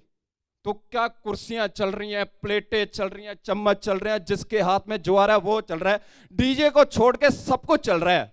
और मेरा कजन दाल उठा उठा के लोगों पे फेंक रहा है। और मैंने कहा तू दाल क्यों फेंक रहा है लोगों पे? बोला भैया लड़ाई तो चलती रहेगी, इनका ड्राई क्लीन का खर्चा भी तो बढ़ना चाहिए। उसका सही है क्योंकि उसका ड्राई क्लीन का बिजनेस है।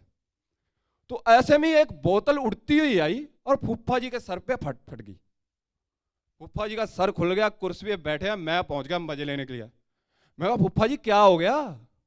फूफा जी बोल रहे हैं बेटा सर फट गया, खून निकल रहा है, क्या करूं? मैंने कहा फूफा जी इस पे हल्दी वाली चाय डाल देता हूं, ठीक हो जाएगा। तो क्या हुआ, 2 साल पहले हमारे बहुत ज्यादा चाय पीने वाले फूफा जी मर गए फाइनली। तो फूफा जी मर गए और हम गए हैं वहां पे। फूफा जी लेटे हुए हैं, फूफी फूफ फूफ करके रो रही है। और मैंने जब आखिरी बार फूफा जी का मुंह देखा ना, तो मुझे उनके सारे ना चाय वाले किस्से याद आ गए। मैं थोड़ा सा इमोशनल हो गया और मेरे मुंह से निकल गया फूफा जी अब आपके बिना चाय कौन पिएगा? और फूफा जी उठ के बैठ गए। चाय बन गई, ठीक है फिर भाई चाय पी के चलते हैं, चलो तुम जाके तैयारी करो, मैं चाय पी के अभी आता हूं। Thank you. दिल्ली। सिंपल चीज़ों से शुरू करता हूँ, मैं ज़्यादा कॉम्प्लिकेट नहीं करता चीज़ों को, ठीक है। हालांकि अभी पूरी दुनिया कॉम्प्लिकेट हो रखी है, सब कुछ हो रहा है। तो दिन की शुरुआत मतलब सुबह सुबह आप लोग कैसे उठते हो? मतलब कैसे उठते हैं? बेटा उठ जाओ, शोना बाबू उठ जा, सनी बेटा उठ जा। नहीं भाई उठ जा, 6000 केस आ गए, 5000 केस आ गए, अब नहीं उठ रहा तो दिल्ली मर रही है। मैं मम्मी को देख के कह रहा हूँ भाई सुबह सुबह कोई अच्छा समाचार नहीं, दिल्ली मर रही है। और जैसे ही मैं उठ के देख रहा हूँ उधर, तो एक अंकल बैठे हुए हैं अपने बढ़िया से कुर्ते में, वो कह रहे हैं सावधान कोरोना, डट डट भट भट मट मट कोरोना स्वाहा। डॉक्टर क्या करें, वैक्सीन मांगे क्या करें? वो जॉब छोड़ दी। वो कह रहे क्या करूं मैं, मर जाऊं? है मेरी कोई फीलिंग नहीं है। ਤੁਹਾਡੀ फीलिंग ਤੁਹਾਡਾ कुत्ता टॉमी ते साडा कुत्ता कुत्ता। ये बहुत मतलब डॉक्टर्स के बीच में, सबके बीच में ये चल रहा है क्योंकि कोरोना तो हमारे इंद्र प्रकाश जी और रामदेव जी बिगा रहे हैं इंडिया टीवी पे। सुबह सुबह उठ के मम्मी वहां बिठा देती हैं ऐसे अलग अलग से वो करके कि ऐसे बेटा बैठ के, मम्मी इससे होगा कुछ नहीं, मेरा हार्ट बीट बढ़ रहा है, बीपी बढ़ रही, होगा कुछ नहीं। नेशनल डांस हो गया आज की डेट में। कोई भी आप किसी को बोलेगा ना कि आप डांस करते लोग ऐसे ऐसे ऐसे नहीं करेंगे, वो यही होगा। तो आज मतलब कोरोना के टाइम में ना यही चल रहा है, सारा टाइम यही चल रहा है। सुबह सुबह योगा करो, नई नई चीजें खाने को मिलती हैं, अच्छी सेंस में नहीं, काढ़ा हो गया, काढ़ा का कुछ हो गया, अलग अलग सबके मुंह भी काढ़े जैसी, मतलब आप लोग नहीं अपना बता रहा हूँ, मेरा मुंह भी काढ़े जैसे ही लग रहा है, ठीक है। तो बड़े टाइम बाद ये मास्क वास्क भी उतारा है आज। उसके बाद क्या होता है, जब आप उठ गए हो, ठीक है, सब हो गया, आपने योगा वोगा भी आपने कर लिया, आपका दिन शुरू हुआ, ठीक है। तो क्या रहता है कि लोग पूछते हैं भाई कॉलेज लाइफ कैसी चल रही है तुम्हारी? जैसे पूछते हैं कॉलेज में हूँ मैं, तो कॉलेज लाइफ कैसी चल रही है? मैं एक रजाई और मेरा तकिया सेट, एकदम सेट चल रही है मेरी कॉलेज, क्योंकि कॉलेज हुआ ही नहीं। कब से है corona? It's not a figure of speech, I am asking भाई कब से है कोरोना?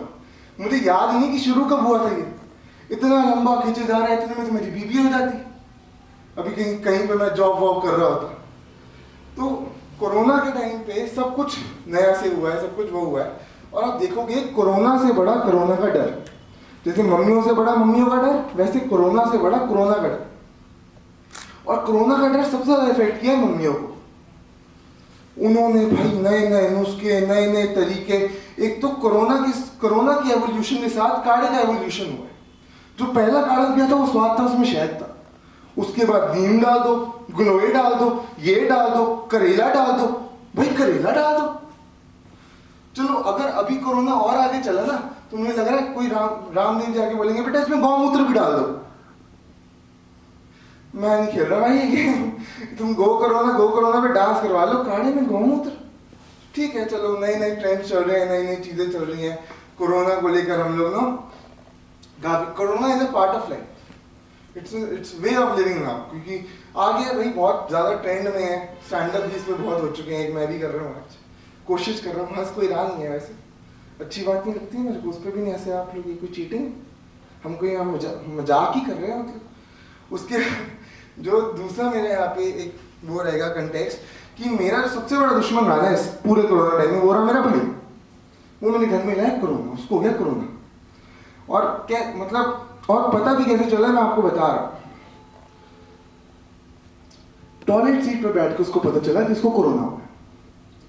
अब हालांकि तो मम्मी मेरे को स्मेल नहीं आ रही, मेरे लोग पागल हैं जो डियो सूंघ रहे हैं, परफ्यूम सूंघ रहे हैं, सैनिटाइजर सूंघ के बता रहे हैं कि स्मेल नहीं आ रही। तूने सही तरीका निकाला है, इतने में तो आधा कोरोना भी मर गया होगा। भाई तेरे को नहीं आ रही, मेरे को तो आ रही है, क्या कर रहा है ये, सैनिटाइजर सूंघ भाई, बेटर है, ठीक है। तो उसको हो गया कोरोना, मैं कहूँ यार दिक्कत आ गई। अब देखो आप बताओगे आइसोलेशन किसकी हुई है, वो बैठा है ऊपर मम्मी पापा के साथ, 20,000 का उसने खरीदा बाजा, वो बजा रहा है नीले नीले अंबर पर चांद जब आए, मैं नीचे कोरोना खा रहा, मैं बार बार अपनी बगले सूंघ रहा, भाई कहीं मेरे को ना हो जाए। एक दिन मैंने नाक के बगल सूंघ ली, मैंने कहा, मैं मम्मी को बोला मम्मी कोरोना स्मेल नहीं आ रही, मम्मी ने डीओ वीओ कुछ नहीं दिया, बोला जा टॉयलेट पता करके आए। मैं कहा भाई मैं जिंदा हूँ, I am positive on life not on corona. छोटा सा मेरा सेट, छोटी सी मेरी कॉमेडी, स्टैंड अप कॉमेडी।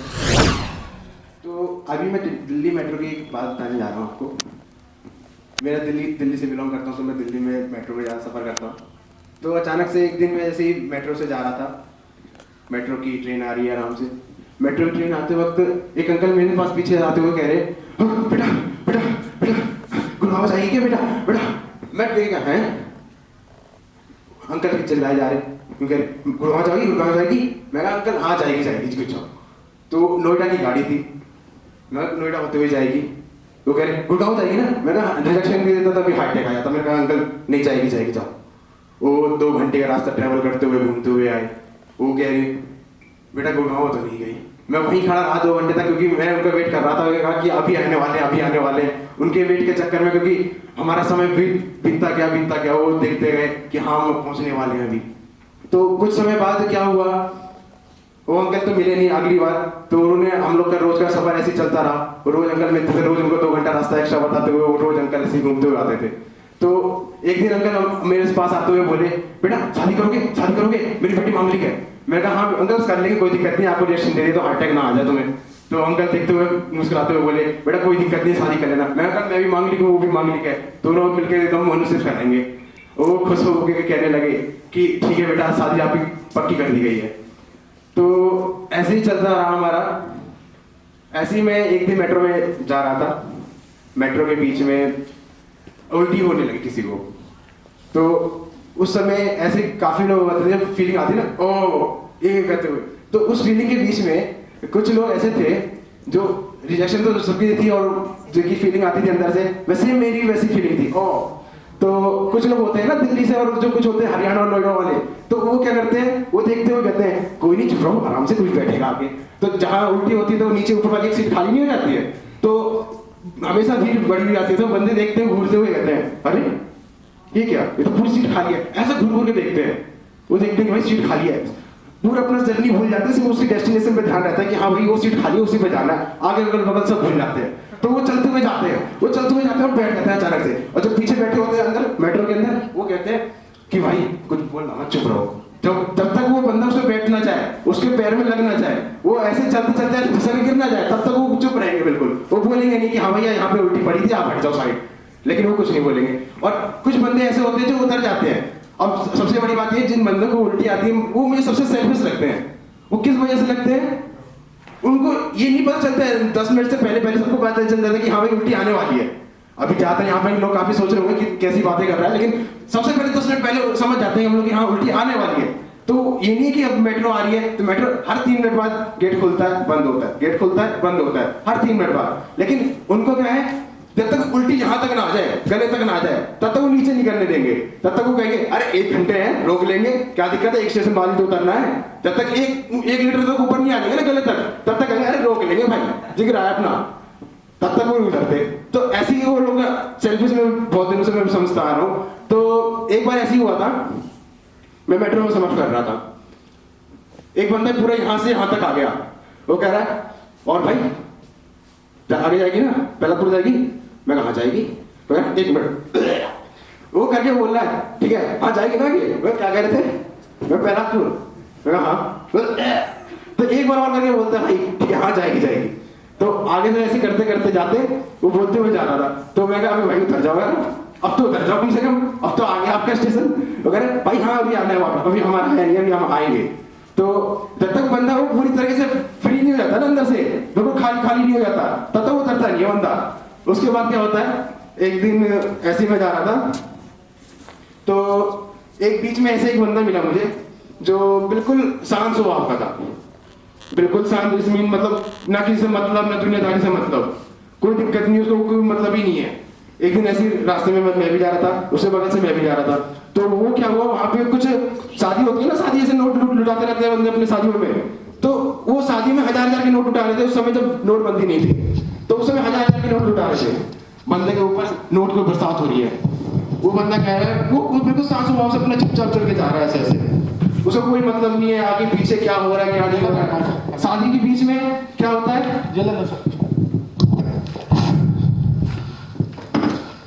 शादी के बीच में क्या होता है, वो बंदा बिल्कुल पैसों से नहाया हुआ था, क्योंकि उस समय क्या होता है वो बहुत अमीर थे जिसकी शादी थी। तो बंदे के ऊपर पैसे गिरे जा रहे, और जो साथ में लूटने वाले बंदे होते हैं वो उसके ऊपर चढ़े जा रहे। वो कुछ नहीं बोल रहा, वो चुपचाप जा रहा है। वो बंदा पहले गया था सूट वूट पहन के ऐसे चलते हुए, लेकिन आगे जाके जब चल रहा था ऐसे ऐसे, क्योंकि क्या हुआ उसमें पूरा सब बंदे उसको एक बार में टूट पड़े पैसों के चक्कर में। तो ये तो उस समय उसका लंगड़ाते हुए जब आया, मैंने कहा गया तो तू भाई बिल्कुल अच्छा था, यहाँ से वापस कैसे आ रहा है? मैं कहा भाई कुछ नहीं है, ऊपर से बस पैसों की बरसात हो गई थी। मैं कहा तूने कितने लिए? कह रहा कुछ नहीं। मैंने कहा बहुत बढ़िया।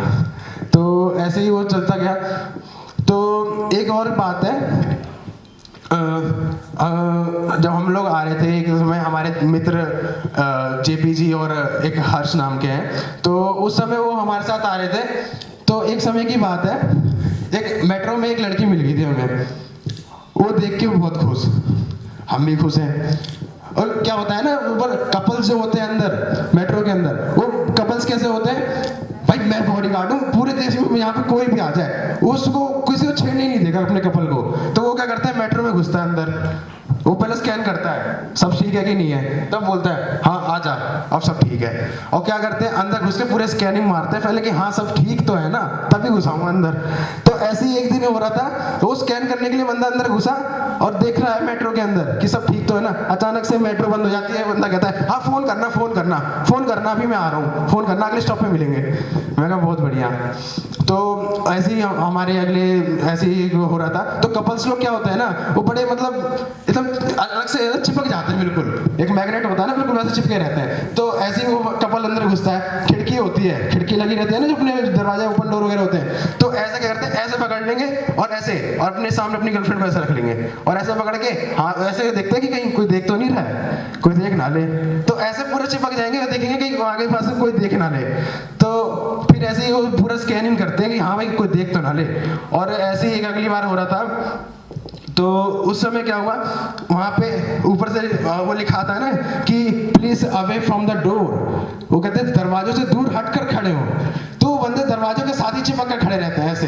तो फिर ऊपर से एक मैसेज आता है, जो हमारे मेट्रो में आवाज आती है ना जिसे बोलते हैं माइक से, तो दरवाजों से दूर हटकर खड़े हो। तो उस समय वो बंदे वो उसके लिए होता है कि अबे हट जा साले, सामने से हट जा, तेरे लिए बता रहा हूँ मैं। तो उनको साइड हटाने के लिए उनके लिए स्पेशल अंदर से बताया जाता है हट जा दरवाजे से।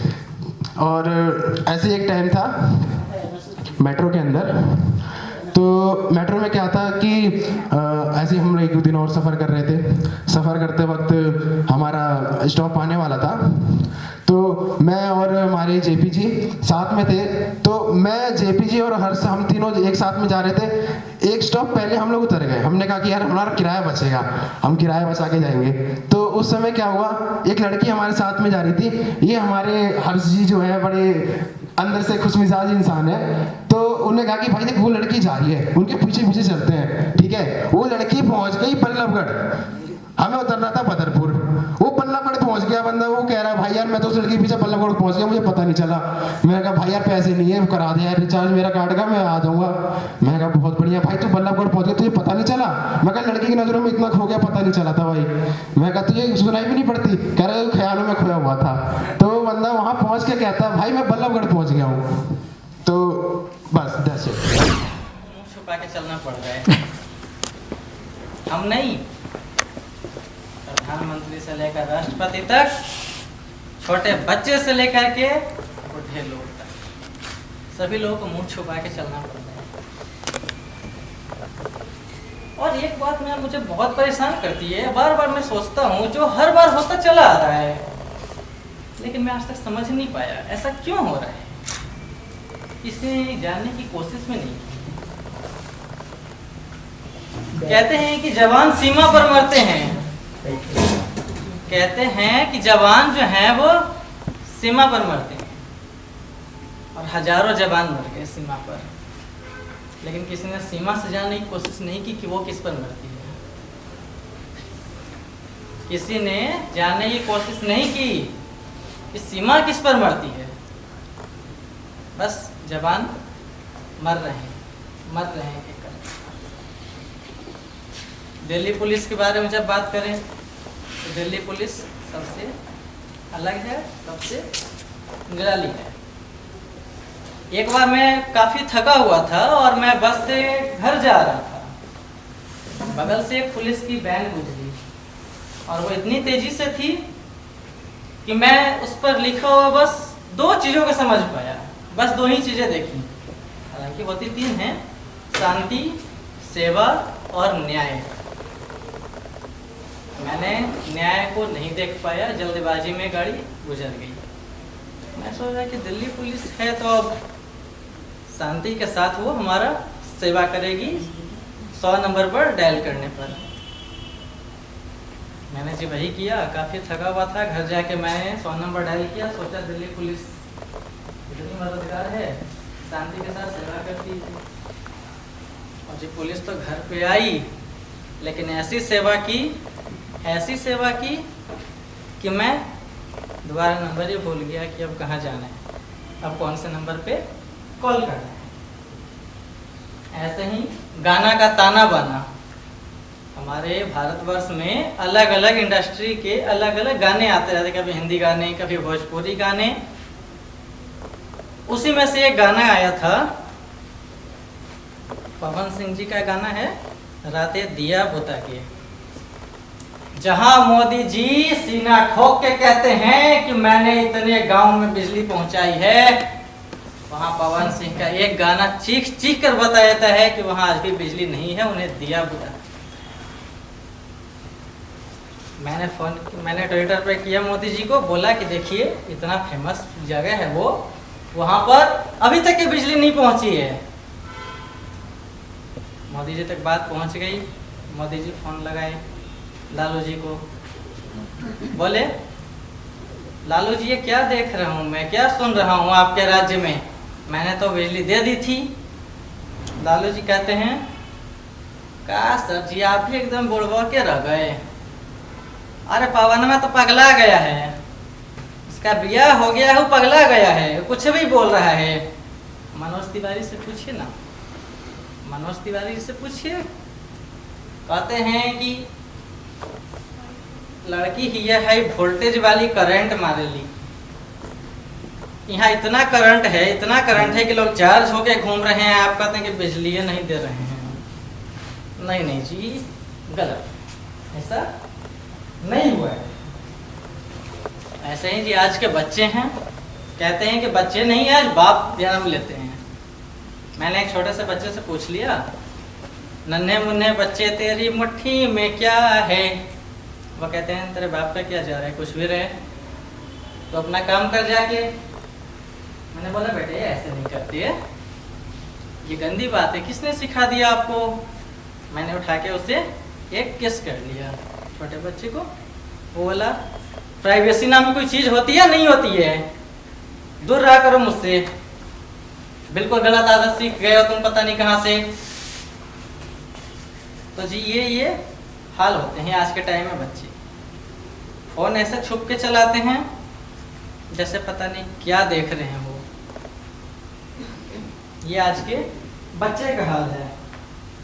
उसके अलावा मैं गाने बहुत सुनता हूँ, हर बात गानों में ही बोलना, गानों में ही करना सोचता हूँ मैं। एक बार मैं अपनी प्रेमिका के घर चला गया हाथ मांगने के लिए। मैंने उनसे हाथ मांगने का तरीका देखी कैसे मांगे, क्योंकि फिल्म का मेरे पर खुमार चढ़ा हुआ था। मैंने बोला उनके हाथ पकड़ के, ये हाथ मुझे दे दे ठाकुर, ये हाथ मुझे दे दे। तो समझ गए कि ये है तो मासूम सा, जिससे गाने का कुछ ज़्यादा ही खुमार चढ़ा। उन्होंने पूछा आप क्या करते हैं? मैंने बोला हम प्यार करने वाले। वहाँ तक के सहन कर लिया। उन्होंने बोला शादी कर भी दूंगा मैं अगर तुम लोगों की, तुम लोग रहोगे कहाँ? घर है तुम्हारा कोई? मैंने बोला घर तो नहीं है जी। फिर कोई बात नहीं, प्यार की गली में एक छोटा सा घर बनाएंगे। जी घर बने या नहीं बने, उन लोगों ने इतना मारा। आज बैठने से पहले सोचता हूँ मैं बैठूं या नहीं, खास तौर से प्लास्टिक की कुर्सियों पर या लकड़ी की कुर्सियों पर। उसके अलावा आज के टाइम में लड़कियां जो होती हैं वो सही में बहुत प्रेरणादायक होती हैं। इस बात से मैं इनकार बिल्कुल नहीं करता। बहुत प्रेरणा देती हैं वो, बहुत कुछ करने की प्रेरणा देती हैं।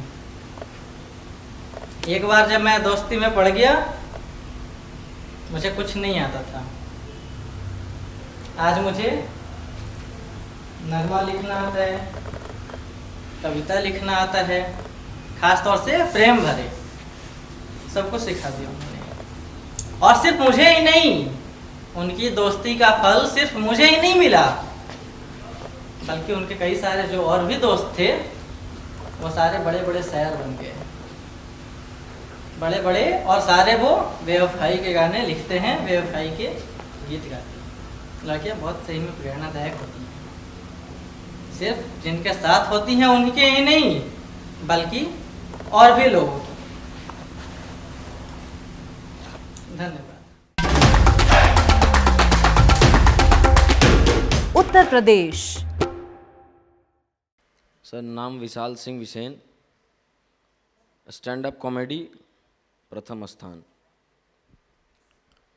तो न हंसना है न कुछ करना है, तो स्टैंड अप कॉमेडी है हमारी, तो हम ही हंस लेते हैं, ठीक है। चलो कोई बात नहीं, मुद्दे पे आते हैं। और मुद्दा कुछ ऐसा है कि जो ये कोरोना वायरस है, इसकी वैक्सीन बन गई है, अभी सर ने बताया हाल ही में। तो इसकी वैक्सीन सबसे पहले बनी है मिर्ज़ापुर में। भैया मिर्ज़ापुर में वैक्सीन जब बनी है तो जो सबसे पहला आदमी यहाँ पे धन्यवाद देने के लिए आएगा, कैसे देखिए, क्या गुरु अभी समझते हो? अबे गुरु हम ही हैं, समझ लो, स्वर्ग से उतर के आए हैं। अबे अगर हम इस धरती पे होते तो भी खटिए पे ही होते, समझ लो ना, समझो। सुना है मिर्ज़ापुर में कोरोना वैक्सीन आ गई है, कुछ तो करो बेटा, जल्दी जल्दी लगवाओ।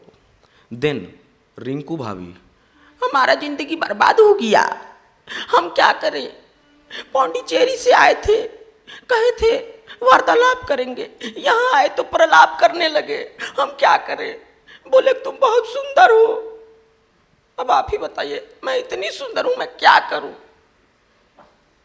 नाना पाटेकर साहब आते हैं, इनको रोकते हुए कहते हैं, अरे ये बहुत सुंदर है, अच्छा है, बहुत अच्छा है, उदय शेट्टी नाम है, भगवान का दिया सब कुछ है, दौलत है, शौहरत है, इज्जत है, बस एक वैक्सीन की कमी है। अच्छा है, बहुत अच्छा। अरे क्या है कोरोना? इनका सवाल खत्म होते ही बाहुबली के अमरिंद्र बाहुबली यानी मैं, महासेना, क्या है कोरोना, बिना मास्क के बाजार में जाना है कोरोना, नीचे गिरी हुई चीज को उठाकर खाना है कोरोना, मास्क, सैनिटाइजर, वैक्सीन के साथ ये नीच पापी कोरोना हमें छू नहीं सकता। उसकी छाती में वैक्सीन डालकर ये कहने जा रहा हूं मैं, मेरे साथ आएगा कौन? यहां पे कोई नहीं आया। परवेश राल साहब आते, अरे मैं आएगा रे बाबा, मैं आएगा तेरा साथ। देखो कैसे ये राजू, ये श्याम, ये कोरोना वायरस का एंटीवायरस बन गया, ये मेरे को लाके दे रे बाबा। जो श्याम रहते हैं कहते हैं, ए बाबू भैया, ये डरती मेरी माँ आ। बाबू भैया, कोरोना वायरस का एंटीवायरस नहीं होता है, एंटीडोट होता है, एंटीवायरस कंप्यूटर में पड़ता है बाबू भैया। हाँ। अरे क्या बात कर बाबा, ये मेरा छाती फोड़ रहे, बाप रे, ये राजू मेरे को लाके दे रहे किधर से भी। राजू आता है, जय भद्रकाली की कसम बाबू भैया मैंने देखा नहीं है, श्याम पक्का झूठ बोल रही है, बहुत बड़ा यही झूठ बोल रही है, इसके पास है। अच्छा, फिर श्याम जवाब देता और कहता है, बाबू भैया मिर्जापुर में वैक्सीन तो है लेकिन लगाने वाला कोई नहीं है। Then the entry of legend of Mirzapur. देखो कैसे,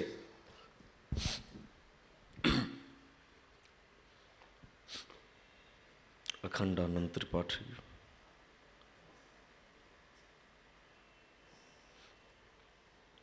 वैक्सीन नहीं लग पा रही है मिर्जापुर में, ये इंपॉर्टेंट नहीं है, वैक्सीन है मिर्जापुर में, ये इंपॉर्टेंट है।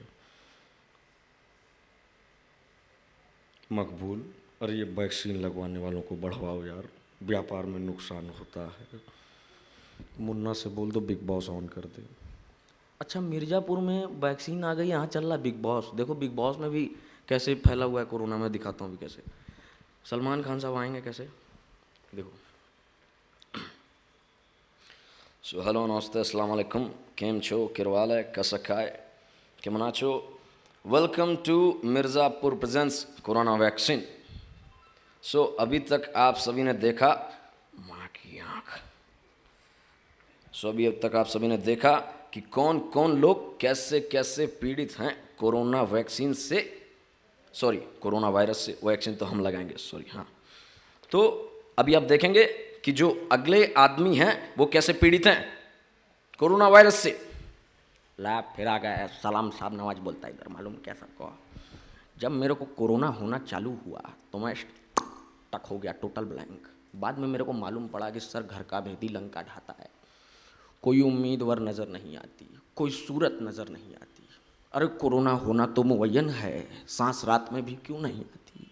पहले आती थी मास्क लगाने पे भी सांस, अब ऑक्सीजन मास्क से भी नहीं आती। इनको हो गया। अब देखो इनका इलाज करने, देखिए कौन आए हैं, देखिए मिर्जापुर के गुड्डू भैया,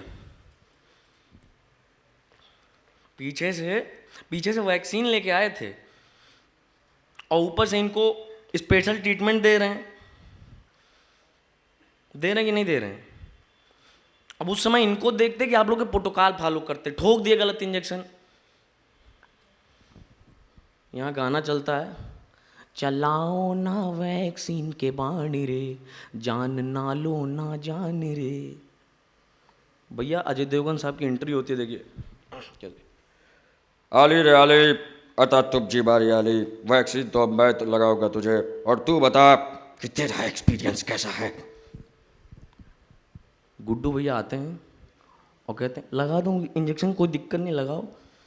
इंजेक्शन लगती है तो गुड्डू भैया एक डायलॉग आता है, ये तो बहुत बवाल चीज़ है भाई, पूरा सिस्टम मिल जाता है ऐसे करके। हाँ भैया वैक्सीन लगती है इनको, उसके बाद हमारे राजपाल यादव साहब आते हैं, कहते हैं माँ कसम भगवान कसम, इतनी छोटी हाइट है, कोई भी आता है कभी भी बजा के चला जाता है, भगवान की कसम बता रहा हूँ, जो वैक्सीन जहाँ जहाँ मिल रही है चुपचाप लगवा लो, नहीं तो बहुत दिक्कत हो जाएगा। एक बच्चा रोने लगता है, सर एक बच्चा रोने लगता है और वो कहता है आइला मैं वैक्सीन नहीं लगवाऊंगा, बिल्कुल नहीं लगवाऊंगा। सब इम्यूनिटी से ठीक हुए, मैं भी इम्यूनिटी से ठीक हो जाऊंगा। मैं वैक्सीन बिल्कुल नहीं लगवाऊंगा, नहीं बिल्कुल नहीं। इनको वैक्सीनें नहीं लगवानी है, मिल गई है फिर भी नहीं लगवानी है। क्या करें, जवान खून है, शरीर में उछाल टाइप का हो गया है ना, क्यों वैक्सीन लगवाएंगे भाई। अब आते हैं, देखिए कौन, मैं बताता हूँ। इन्फिनिटी वॉर में, जो इन्फिनिटी वॉर मूवी है, थैनोस आते हैं यहाँ पे, कैसे कहते हैं ब्रह्मांड पर कब्जा करने में वो आनंद कहाँ जो पृथ्वी पर तबाही मचाने में है। इनका चेला इनसे बोलता है, सर पृथ्वी पे तो कोरोना वायरस तबाही मचा रहा है। थैनोस इस पे इंस्टेंट जवाब देते हुए कहते हैं, फिर तो ब्रह्मांड ही ठीक है। भैया ये भी ख़त्म होते हैं। लास्ट में जो पर्सन आते हैं वो कहते हैं, जिसकी जो जो समस्याएं थी वो जतन हो चुकी है, ताली जरा जोर से बजाना, वैक्सीन ख़त्म हो चुकी है। धन्यवाद। दादरा नगर हवेली और दमन एवं दीव।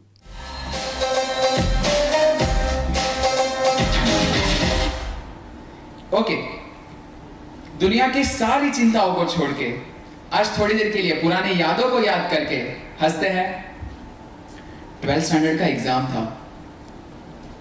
मेरे पापा ने मुझे धमकी दी थी, अगर तूने 12th स्टैंडर्ड क्लियर नहीं किया ना, जायदाद से निकाल दूंगा तुझे। मेरे अंदर गजब का खौफ था, मैं डर गया था। मैं कहा, ओ बात जायदाद की है, कुछ तो करना पड़ेगा। बहुत मेहनत की, जमीन आसमान एक कर दिया और फाइनली 33% से मैं पास हो ही गया। अब मैंने सुना है कि जब लोग 12th स्टैंडर्ड क्लियर हुआ, कॉलेज में आ जाते तो गर्लफ्रेंड बनाते। ओह गर्लफ्रेंड मैंने बनाई होगी। हाँ मैंने बनाई गर्लफ्रेंड। एक मिनट मिसम, तेरी गर्लफ्रेंड क्यों नहीं बन सकती क्या गर्लफ्रेंड? नहीं वैसे बन सकती है, लेकिन तू बनाता नहीं है ना। वो तो पापा ने धमकी दी थी ना, जायदाद से निकाल दूंगा, तो पास तो होना पड़ता ना मुझे, इसीलिए नहीं बनाई थी तब तक। अब एक दिन उसका मैसेज आता है कि हम लोग कहीं भी खाना खाने चले क्या। ओह खाना खाने, बड़ी मुश्किल से हमें 50 रुपए मिलते हैं वड़ा पाव खाने के लिए, वो भी 5 दिन के होते, और ये मैडम को खाना खाने जाना है। अब मेरी वैसे ही वाट लगी पड़ी थी, मना भी नहीं कर सकते। मैं कहा ठीक है कोई बात नहीं, वो अमीर घर की, मैं गरीब घर का। उसके पास ऑडी मर्सिडीज, मेरे पास जुपिटर एक्टिवा। मैं कहा ठीक है कोई बात नहीं। मेरे दोस्त को कॉल किया, भाई सुन ना। अरे मिसम बोल क्या हुआ? यार खाना खाने जाना था उसके साथ, तो कार चाहिए थी। अरे ले जा मेरी जान तेरी तो है। मैं कहा तू दोस्त है या भगवान है? ओ भाई आज तक तूने कभी ऐसा नहीं बोला। उससे बोला गर्लफ्रेंड का सवाल है ना इसलिए दे दिया, वरना तो एक जूते भी ना दूं तेरे को। मैं कहा ठीक है कोई बात नहीं, लेकिन गाड़ी तो चलानी आती नहीं है। जुपिटर एक्टिवा वाले ना, उसको ही बोला तू ही चला लेना। ठीक है चल तेरे लिए कुछ भी। खाना खाने गए, वेटर को देख के ही पता चल गया था ये पक्का आशिक है, और इसकी वाली इसे छोड़ के चली गई और ये मेरी वाली के पीछे जरूर पड़ेगा। वेटर आया, मैडम बोलिए क्या चाहिए? मैंने कहा मेरे लिए, ए चुप, मैडम आपको क्या चाहिए? क्या मंगाऊं मैं? वो मुझसे पूछती है। मैंने कहा जो मंगवाना ना मंगाओ ना, क्या इश्यू है, खाना खाने तो है ना। ठीक है मेरे लिए वेज पुलाव ले लेना। वो चला। मैं कहा भाई मेरे लिए? हाँ जी सर बोलिए आपके लिए? मैं कहा मेरे लिए काम करो, पनीर की सब्जी और तंदूरी रोटी ले लेना। उसने कहा ठीक है सर लेके आता हूँ। वो जब ऑर्डर कर रही थी तब मेन्यू कार्ड दिख रहा था, अच्छा कितने किसका प्राइस है, कितना किसका प्राइस है, ताकि पता चले बजट कितना है। 330 रुपए से ज्यादा तो थे नहीं मेरे पास, तो देख रहा था किसका कितना है। ओके ओके 280 का बिल कंफर्म है, और ये 20 रुपए तो टिप लेके रहेगा उसकी। बड़ी होटल थी ना। फिर मैंने यूट्यूब पे बहुत देखा ऐसा ब्रो कॉड, मतलब हेल्प भी करते हैं हमारी वेटर। मैंने कहा मैं फटाफट खाना खा के चला गया। मैं कहा वॉशरूम जाके आता हूँ। उसने कहा हाँ ठीक है जाके आओ। मैंने वेटर को बोला यहाँ पे आ। उसने बोला जी सर बोलिए कितना हुआ? सर 280 हुआ। कैलकुलेशन परफेक्ट थी मेरी, और 20 टिप का मांगेगा, मेरे को पता था। सर 20 रुपए तो मेरी टिप बनती है ना? नहीं मेरे पापा मुझे 2 दिन के 20 रुपए देते और मैं तेरे को 1 घंटे के 20 रुपए दे दूँ। मैंने दूसरे वेटर को बोला यहाँ पे आ। बोला जी सर बोलिए क्या हुआ? मैं कहा बिल कितने का हुआ? वो टेबल नंबर 11 पे जो सामान गया था खाने का सारा। उसने कहा सर 280 का हुआ है। मैं कहा ठीक है ओके ओके ओके यहाँ पे आ। ये ले 50 रुपए तेरी टिप है, जितने थे सारे तेरे को दे दिया, अभी समझ लेना, बिल उससे लेना है कुछ भी करके। वो तो खुश हो गया, 50 रुपए टिप मिल रही है, ओके सर कोई बात नहीं ले लेंगे, उसमें कौन सा बड़ा इश्यू है। खाना खत्म हुआ, वो बिल लेके आया, वो अमीर घर से नहीं आती है कंकोत्री इतनी बड़ी बड़ी लिफाफे में डाल के, उसके अंदर बिल डाल के आया। मैं तो मुखवास भी बहुत सारा जेब में भर लिया था, पैसे तो वसूल करना पड़ेगा ना यार हमें। बिल आया, उसने कहा, मैंने बोला था उसके पास रखना बिल ताकि वो ऐसा खोले, उसने खोला, ओके 280 रुपीज, ठीक है मैं दे देती हूँ। फॉर्मेलिटीज के लिए बोलना पड़ता है, नहीं नहीं मैं देता हूँ ना, उसने कहा नहीं नहीं मैं देती हूँ। वेटर बोलता है ठीक है मैडम आप दे दो। मेरे कलेजे में ठंडक पड़ गई भाई, मजा आ गया, क्योंकि मेरे पापा को पता चलता तू 320 रुपए खर्च करके आया ऐसे खाने में, कौन सी होटल में गया था भाई, तेरी मम्मी यहाँ पे बैंगन की सब्जी बनाती है और तू होटल में खाना खाने जा रहा है, वाह वाह वाह वाह वाह, मेरे को तो ऐसे ही जायदाद से निकाल देते वो। काफी टाइम हो गया, एक दिन उसका कॉल आया सामने से, ये बहुत फर्स्ट टाइम था जब उसका कॉल आया था, तो मैं तो एकदम खुश हो गया, दरवाजा खोल के एंट्री के अंदर। मैंने कहा हाँ बोलो ना क्या हुआ। उसने कहा मेरे लिए गाना गाओगे। मैंने कहा अचानक से गाना, कुछ हो गया क्या तुम्हें। उसने कहा नहीं बस मुझे गाना सुनना है। मैंने कहा गाना तो मैं नहीं गाता हूँ। उसने कहा ठीक है एक लाइन मेरे लिए गा लो। मैंने कहा हाँ ठीक है एक लाइन तो गा सकेगा, उसमें क्या इश्यू है। मैंने गाना गाया, फिदा हूँ तुझ पे मेरी जाबे पनाह। पीछे से मेरे पापा ने सुन लिया, दरवाजा खुला छोड़ के आया था, दरवाजा बंद किया उन्होंने, कमर पे हाथ रखा, माहौल बहुत सीरियस वाला था। मैंने अपने पूरे नाखून खा लिए थे वहीं पे, इतना डर लग रहा था मुझे। पापा थे, कमर पे हाथ रखा उन्होंने, पट्टा निकाला, ब्लैक पट्टा, नीचे वुडलैंड बक्कल दिख रहा था, मार मार के मेरे पीछे चिपका दिया उन्होंने। उसके बाद से मैं बहुत शरीफ बन गया, कॉलेज जाता था, सर में पूरा तेल लगा के बटन ये वाला भी बंद कर देता था। लेकिन वो तो पापा के सामने, रास्ते में तो मेरा हुलिया ही बदल जाता था, बटन खुल जाता था, गाड़ी भी चेंज हो जाती थी दोस्तों की। काफी टाइम हुआ, एक दिन मम्मी ने कहा मुझे जाओ ना 1 किलो टमाटर लेके आओ। मैं कहा मम्मी मैं नहीं जा रहा। अजय सुनते हो। मैं कहा मम्मी आप ही तो औलाद हो ना, बोलिए कितने केजी टमाटर लाने, 10 किलो लेके आओ। नहीं नहीं 1 किलो लेके आ। ठीक है मम्मी जाता हूँ। रिश्ते, मुझे मार्केट में जन्मों जन्म के दुश्मन मेरे रिश्तेदार मिल गए। मैं सोच में पड़ गया, काश ये मुझे ना देखे मैं ऐसा चेहरा कर रहा था। अंकल जो थे मेरे हाथ हटाते, कैसे हो मिस साहब। मैं कहा अंकल बहुत अच्छा हो। आंटी पूछती कैसे हो मिस साहब। इनका आवाज सुन के मेरे कलेजे में आग लग जाती है, ऐसा पत्थर उठा के एक मारो, लेकिन रिश्तेदार है हम ऐसा नहीं कर सकते। और क्या चल रहा है। मैं कहा बस अंकल बहुत अच्छा और सब कुछ शांति से चल रहा है जब तक आप मेरे घर पे ना हो। फिर आंटी कहती है चलो इनके घर होके जाते, इनके मम्मी पापा से भी काफी टाइम हुआ मिले नहीं, मेरे घर पे आना है। और ये आते ना तो इनका छोटा जो बच्चा होगा ना वो तो जरूर आएगा। वो आया हमारे घर पे, रिश्तेदार थे, मना भी नहीं कर सकती, नहीं तुम लोग मत आओ अपने घर पे ही रहो। रिश्तेदार मेरे घर पे आए, मैं उनके बाजू में बैठा था। मुझे पूछते हैं कितने परसेंटेज आए थे तुम्हारे 12th में। मैं कहा अंकल जी पास हो गया था, ऐसे कोई इश्यू नहीं, अच्छे आए थे परसेंटेज। 33 आए थे ना। अंकल आपको कैसे पता। तुम्हारी औकात हमें पता है इसीलिए तो हम लोग घर पे आए। मेरे को कान में बोलते ऐसा, पापा के सामने भी नहीं, उनके सामने अच्छे बन के रहते, मेरे सामने मेरी वाट लगाते। मैं कहा अंकल जी कोई बात नहीं होते रहता है। अब उसका बच्चा ना जिद पकड़ के बैठता है, चलो ना हम लोग कहीं बाहर घूमने जाते हैं। मुझे बाहर घूमने में कोई इश्यू नहीं है, तुझे पूरा सिलवासा पूरा दमनदीव घुमा के लेके आ जाओ, चलते चलते वो भी, ताकि तो दूसरी बार मेरे घर पे ना आए। लेकिन वो भाई साहब को सोडा पीनी है। ओह सोडा पीनी है तुझे। मेरा लिमिट 10 रुपए तक का है नींबू सोडा का, इनको चाहिए pineapple flavour. Okay okay okay okay pineapple flavour चाहिए, 50 रुपए दे, 50 खाली करवा दिया उसने। नहीं उसके पापा मुझे पैसे देते ना तो मैं उसे और भी कुछ खिला देता, लेकिन ये बात मेरे पापा के पैसों की थी नहीं, लेकिन खिलाना पड़ा मुझे। जाते जाते रिश्तेदार मुझे 100 रुपए दे रहे थे, 100 रुपए मुझे दे रहे थे। मेरे दिल में क्या खुशी हो रही थी उस टाइम पे। रिश्तेदार, मैं कहा मम्मी के सामने देख रहा हूँ, मम्मी ले लूं क्या। मम्मी की देख रिश्तेदार जबरदस्ती सा उंगली खोल के मुझे देता, अरे रखो यार कोई बात नहीं, घर में छोटे हो तुम। मैं सच में छोटा हूँ घर में। तो जैसे रिश्तेदार गए, मेरी मम्मी ला ला ये पैसे मेरे मेरे, मेरी उंगली मरोड़ के निकाली, मेरे पैसे तू कहाँ से लेके जाएगा, मेरा ग्लास तोड़ दिया। जनरल रिश्तेदार घर पे आते और ग्लास टूट जाता है ना तो पापा बोलते कोई बात नहीं भतीजा है क्या जरूरत है, कोई बात नहीं ऐसा होते रहता है। बाद में मेरी मम्मी को बोलते हैं और पिला अपने भांजे को शरबत, देख बिगाड़ रहा है सब कुछ, ऐसा होता है। थोड़ा टाइम हो जाता है, एक दिन मेरी गर्लफ्रेंड मुझे कहती है कि कहीं पे घूमने चले क्या। हम लोग कभी भी घूमने नहीं गए, स्पेशली घूमने। मैं कहा ठीक है चलते हैं, लेकिन मेरी गाड़ी पे जाएंगे, बार बार वो दोस्त भी कार नहीं देगा, कितना झूठ बोलेंगे। तो उसे कहा ठीक है चलो कोई बात नहीं तुम्हारी गाड़ी पे चलते हैं। हम लोग गाड़ी पे जा रहे थे, घूम लिए, सब कुछ हो गया। कॉलेज के टाइम 11 से 12 हम लोग घूमे, फिर वहां से सीधा अपने घर पे चले गए थे। मेरे रिश्तेदार अचानक से आ गए मेरे घर पे शाम को, सबको इकट्ठा किया, इकट्ठा हो जाओ हो जाओ हो जाओ। भंडारा चल रहा है? नहीं, मेरा भंडारा होगा अभी। मिसम, तुम किसी लड़के के साथ घूम रहे थे क्या? मैं कहा नहीं अंकल जी, बहुत शरीफ खानदान से हूँ, ऐसा नहीं करते हम लोग। मेरे मन में था पक्का इसने मुझे कहीं पे देखा होगा, लेकिन पिताश्री सामने खड़े थे। मैंने कहा नहीं नहीं अंकल जी, हम ऐसा नहीं करते। उसने कहा ओ ये देखो तुम्हारा फोटो है। मैं कहा शिट यार, मर गया मर गया मर गया मर गया। मेरे पापा ने बुलाया, मिसम इधर आ। मैं कहा हाँ पापा बोलिए। नहीं नहीं अंदर आओ। मैं कहा जी पापा जी बोलिए। तुम लड़के के साथ घूम रहे थे?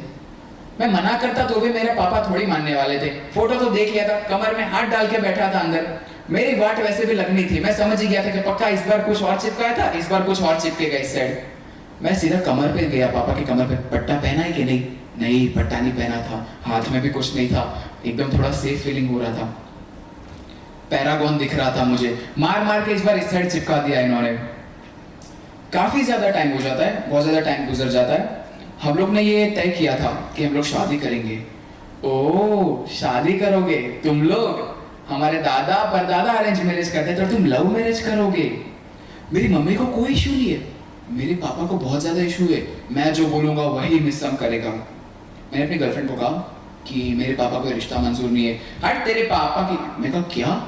मेरे मतलब मैं बोलने वाली थी कि पापा को मनाएंगे। नहीं नहीं तूने कहा कि हट तेरे पापा की, मतलब तू कहना क्या चाहती है? मैंने ब्रेकअप कर दिया अपने पापा के लिए। फिर पता चला ये तो मेरे पापा का प्लान था, उन्होंने सारा मायाजाल रचा था। और इसी के साथ मैं तुम्हें सिर्फ इतना ही कहना चाहूंगा कि हम अपनी लाइफ में बहुत सारी बिजी शेड्यूल में, हेक्टिक लाइफ में हंसना भूल जाते हैं। तो टाइम रहते हैं आप सभी हंसा करिए, खुश रहिए। बहुत बहुत धन्यवाद।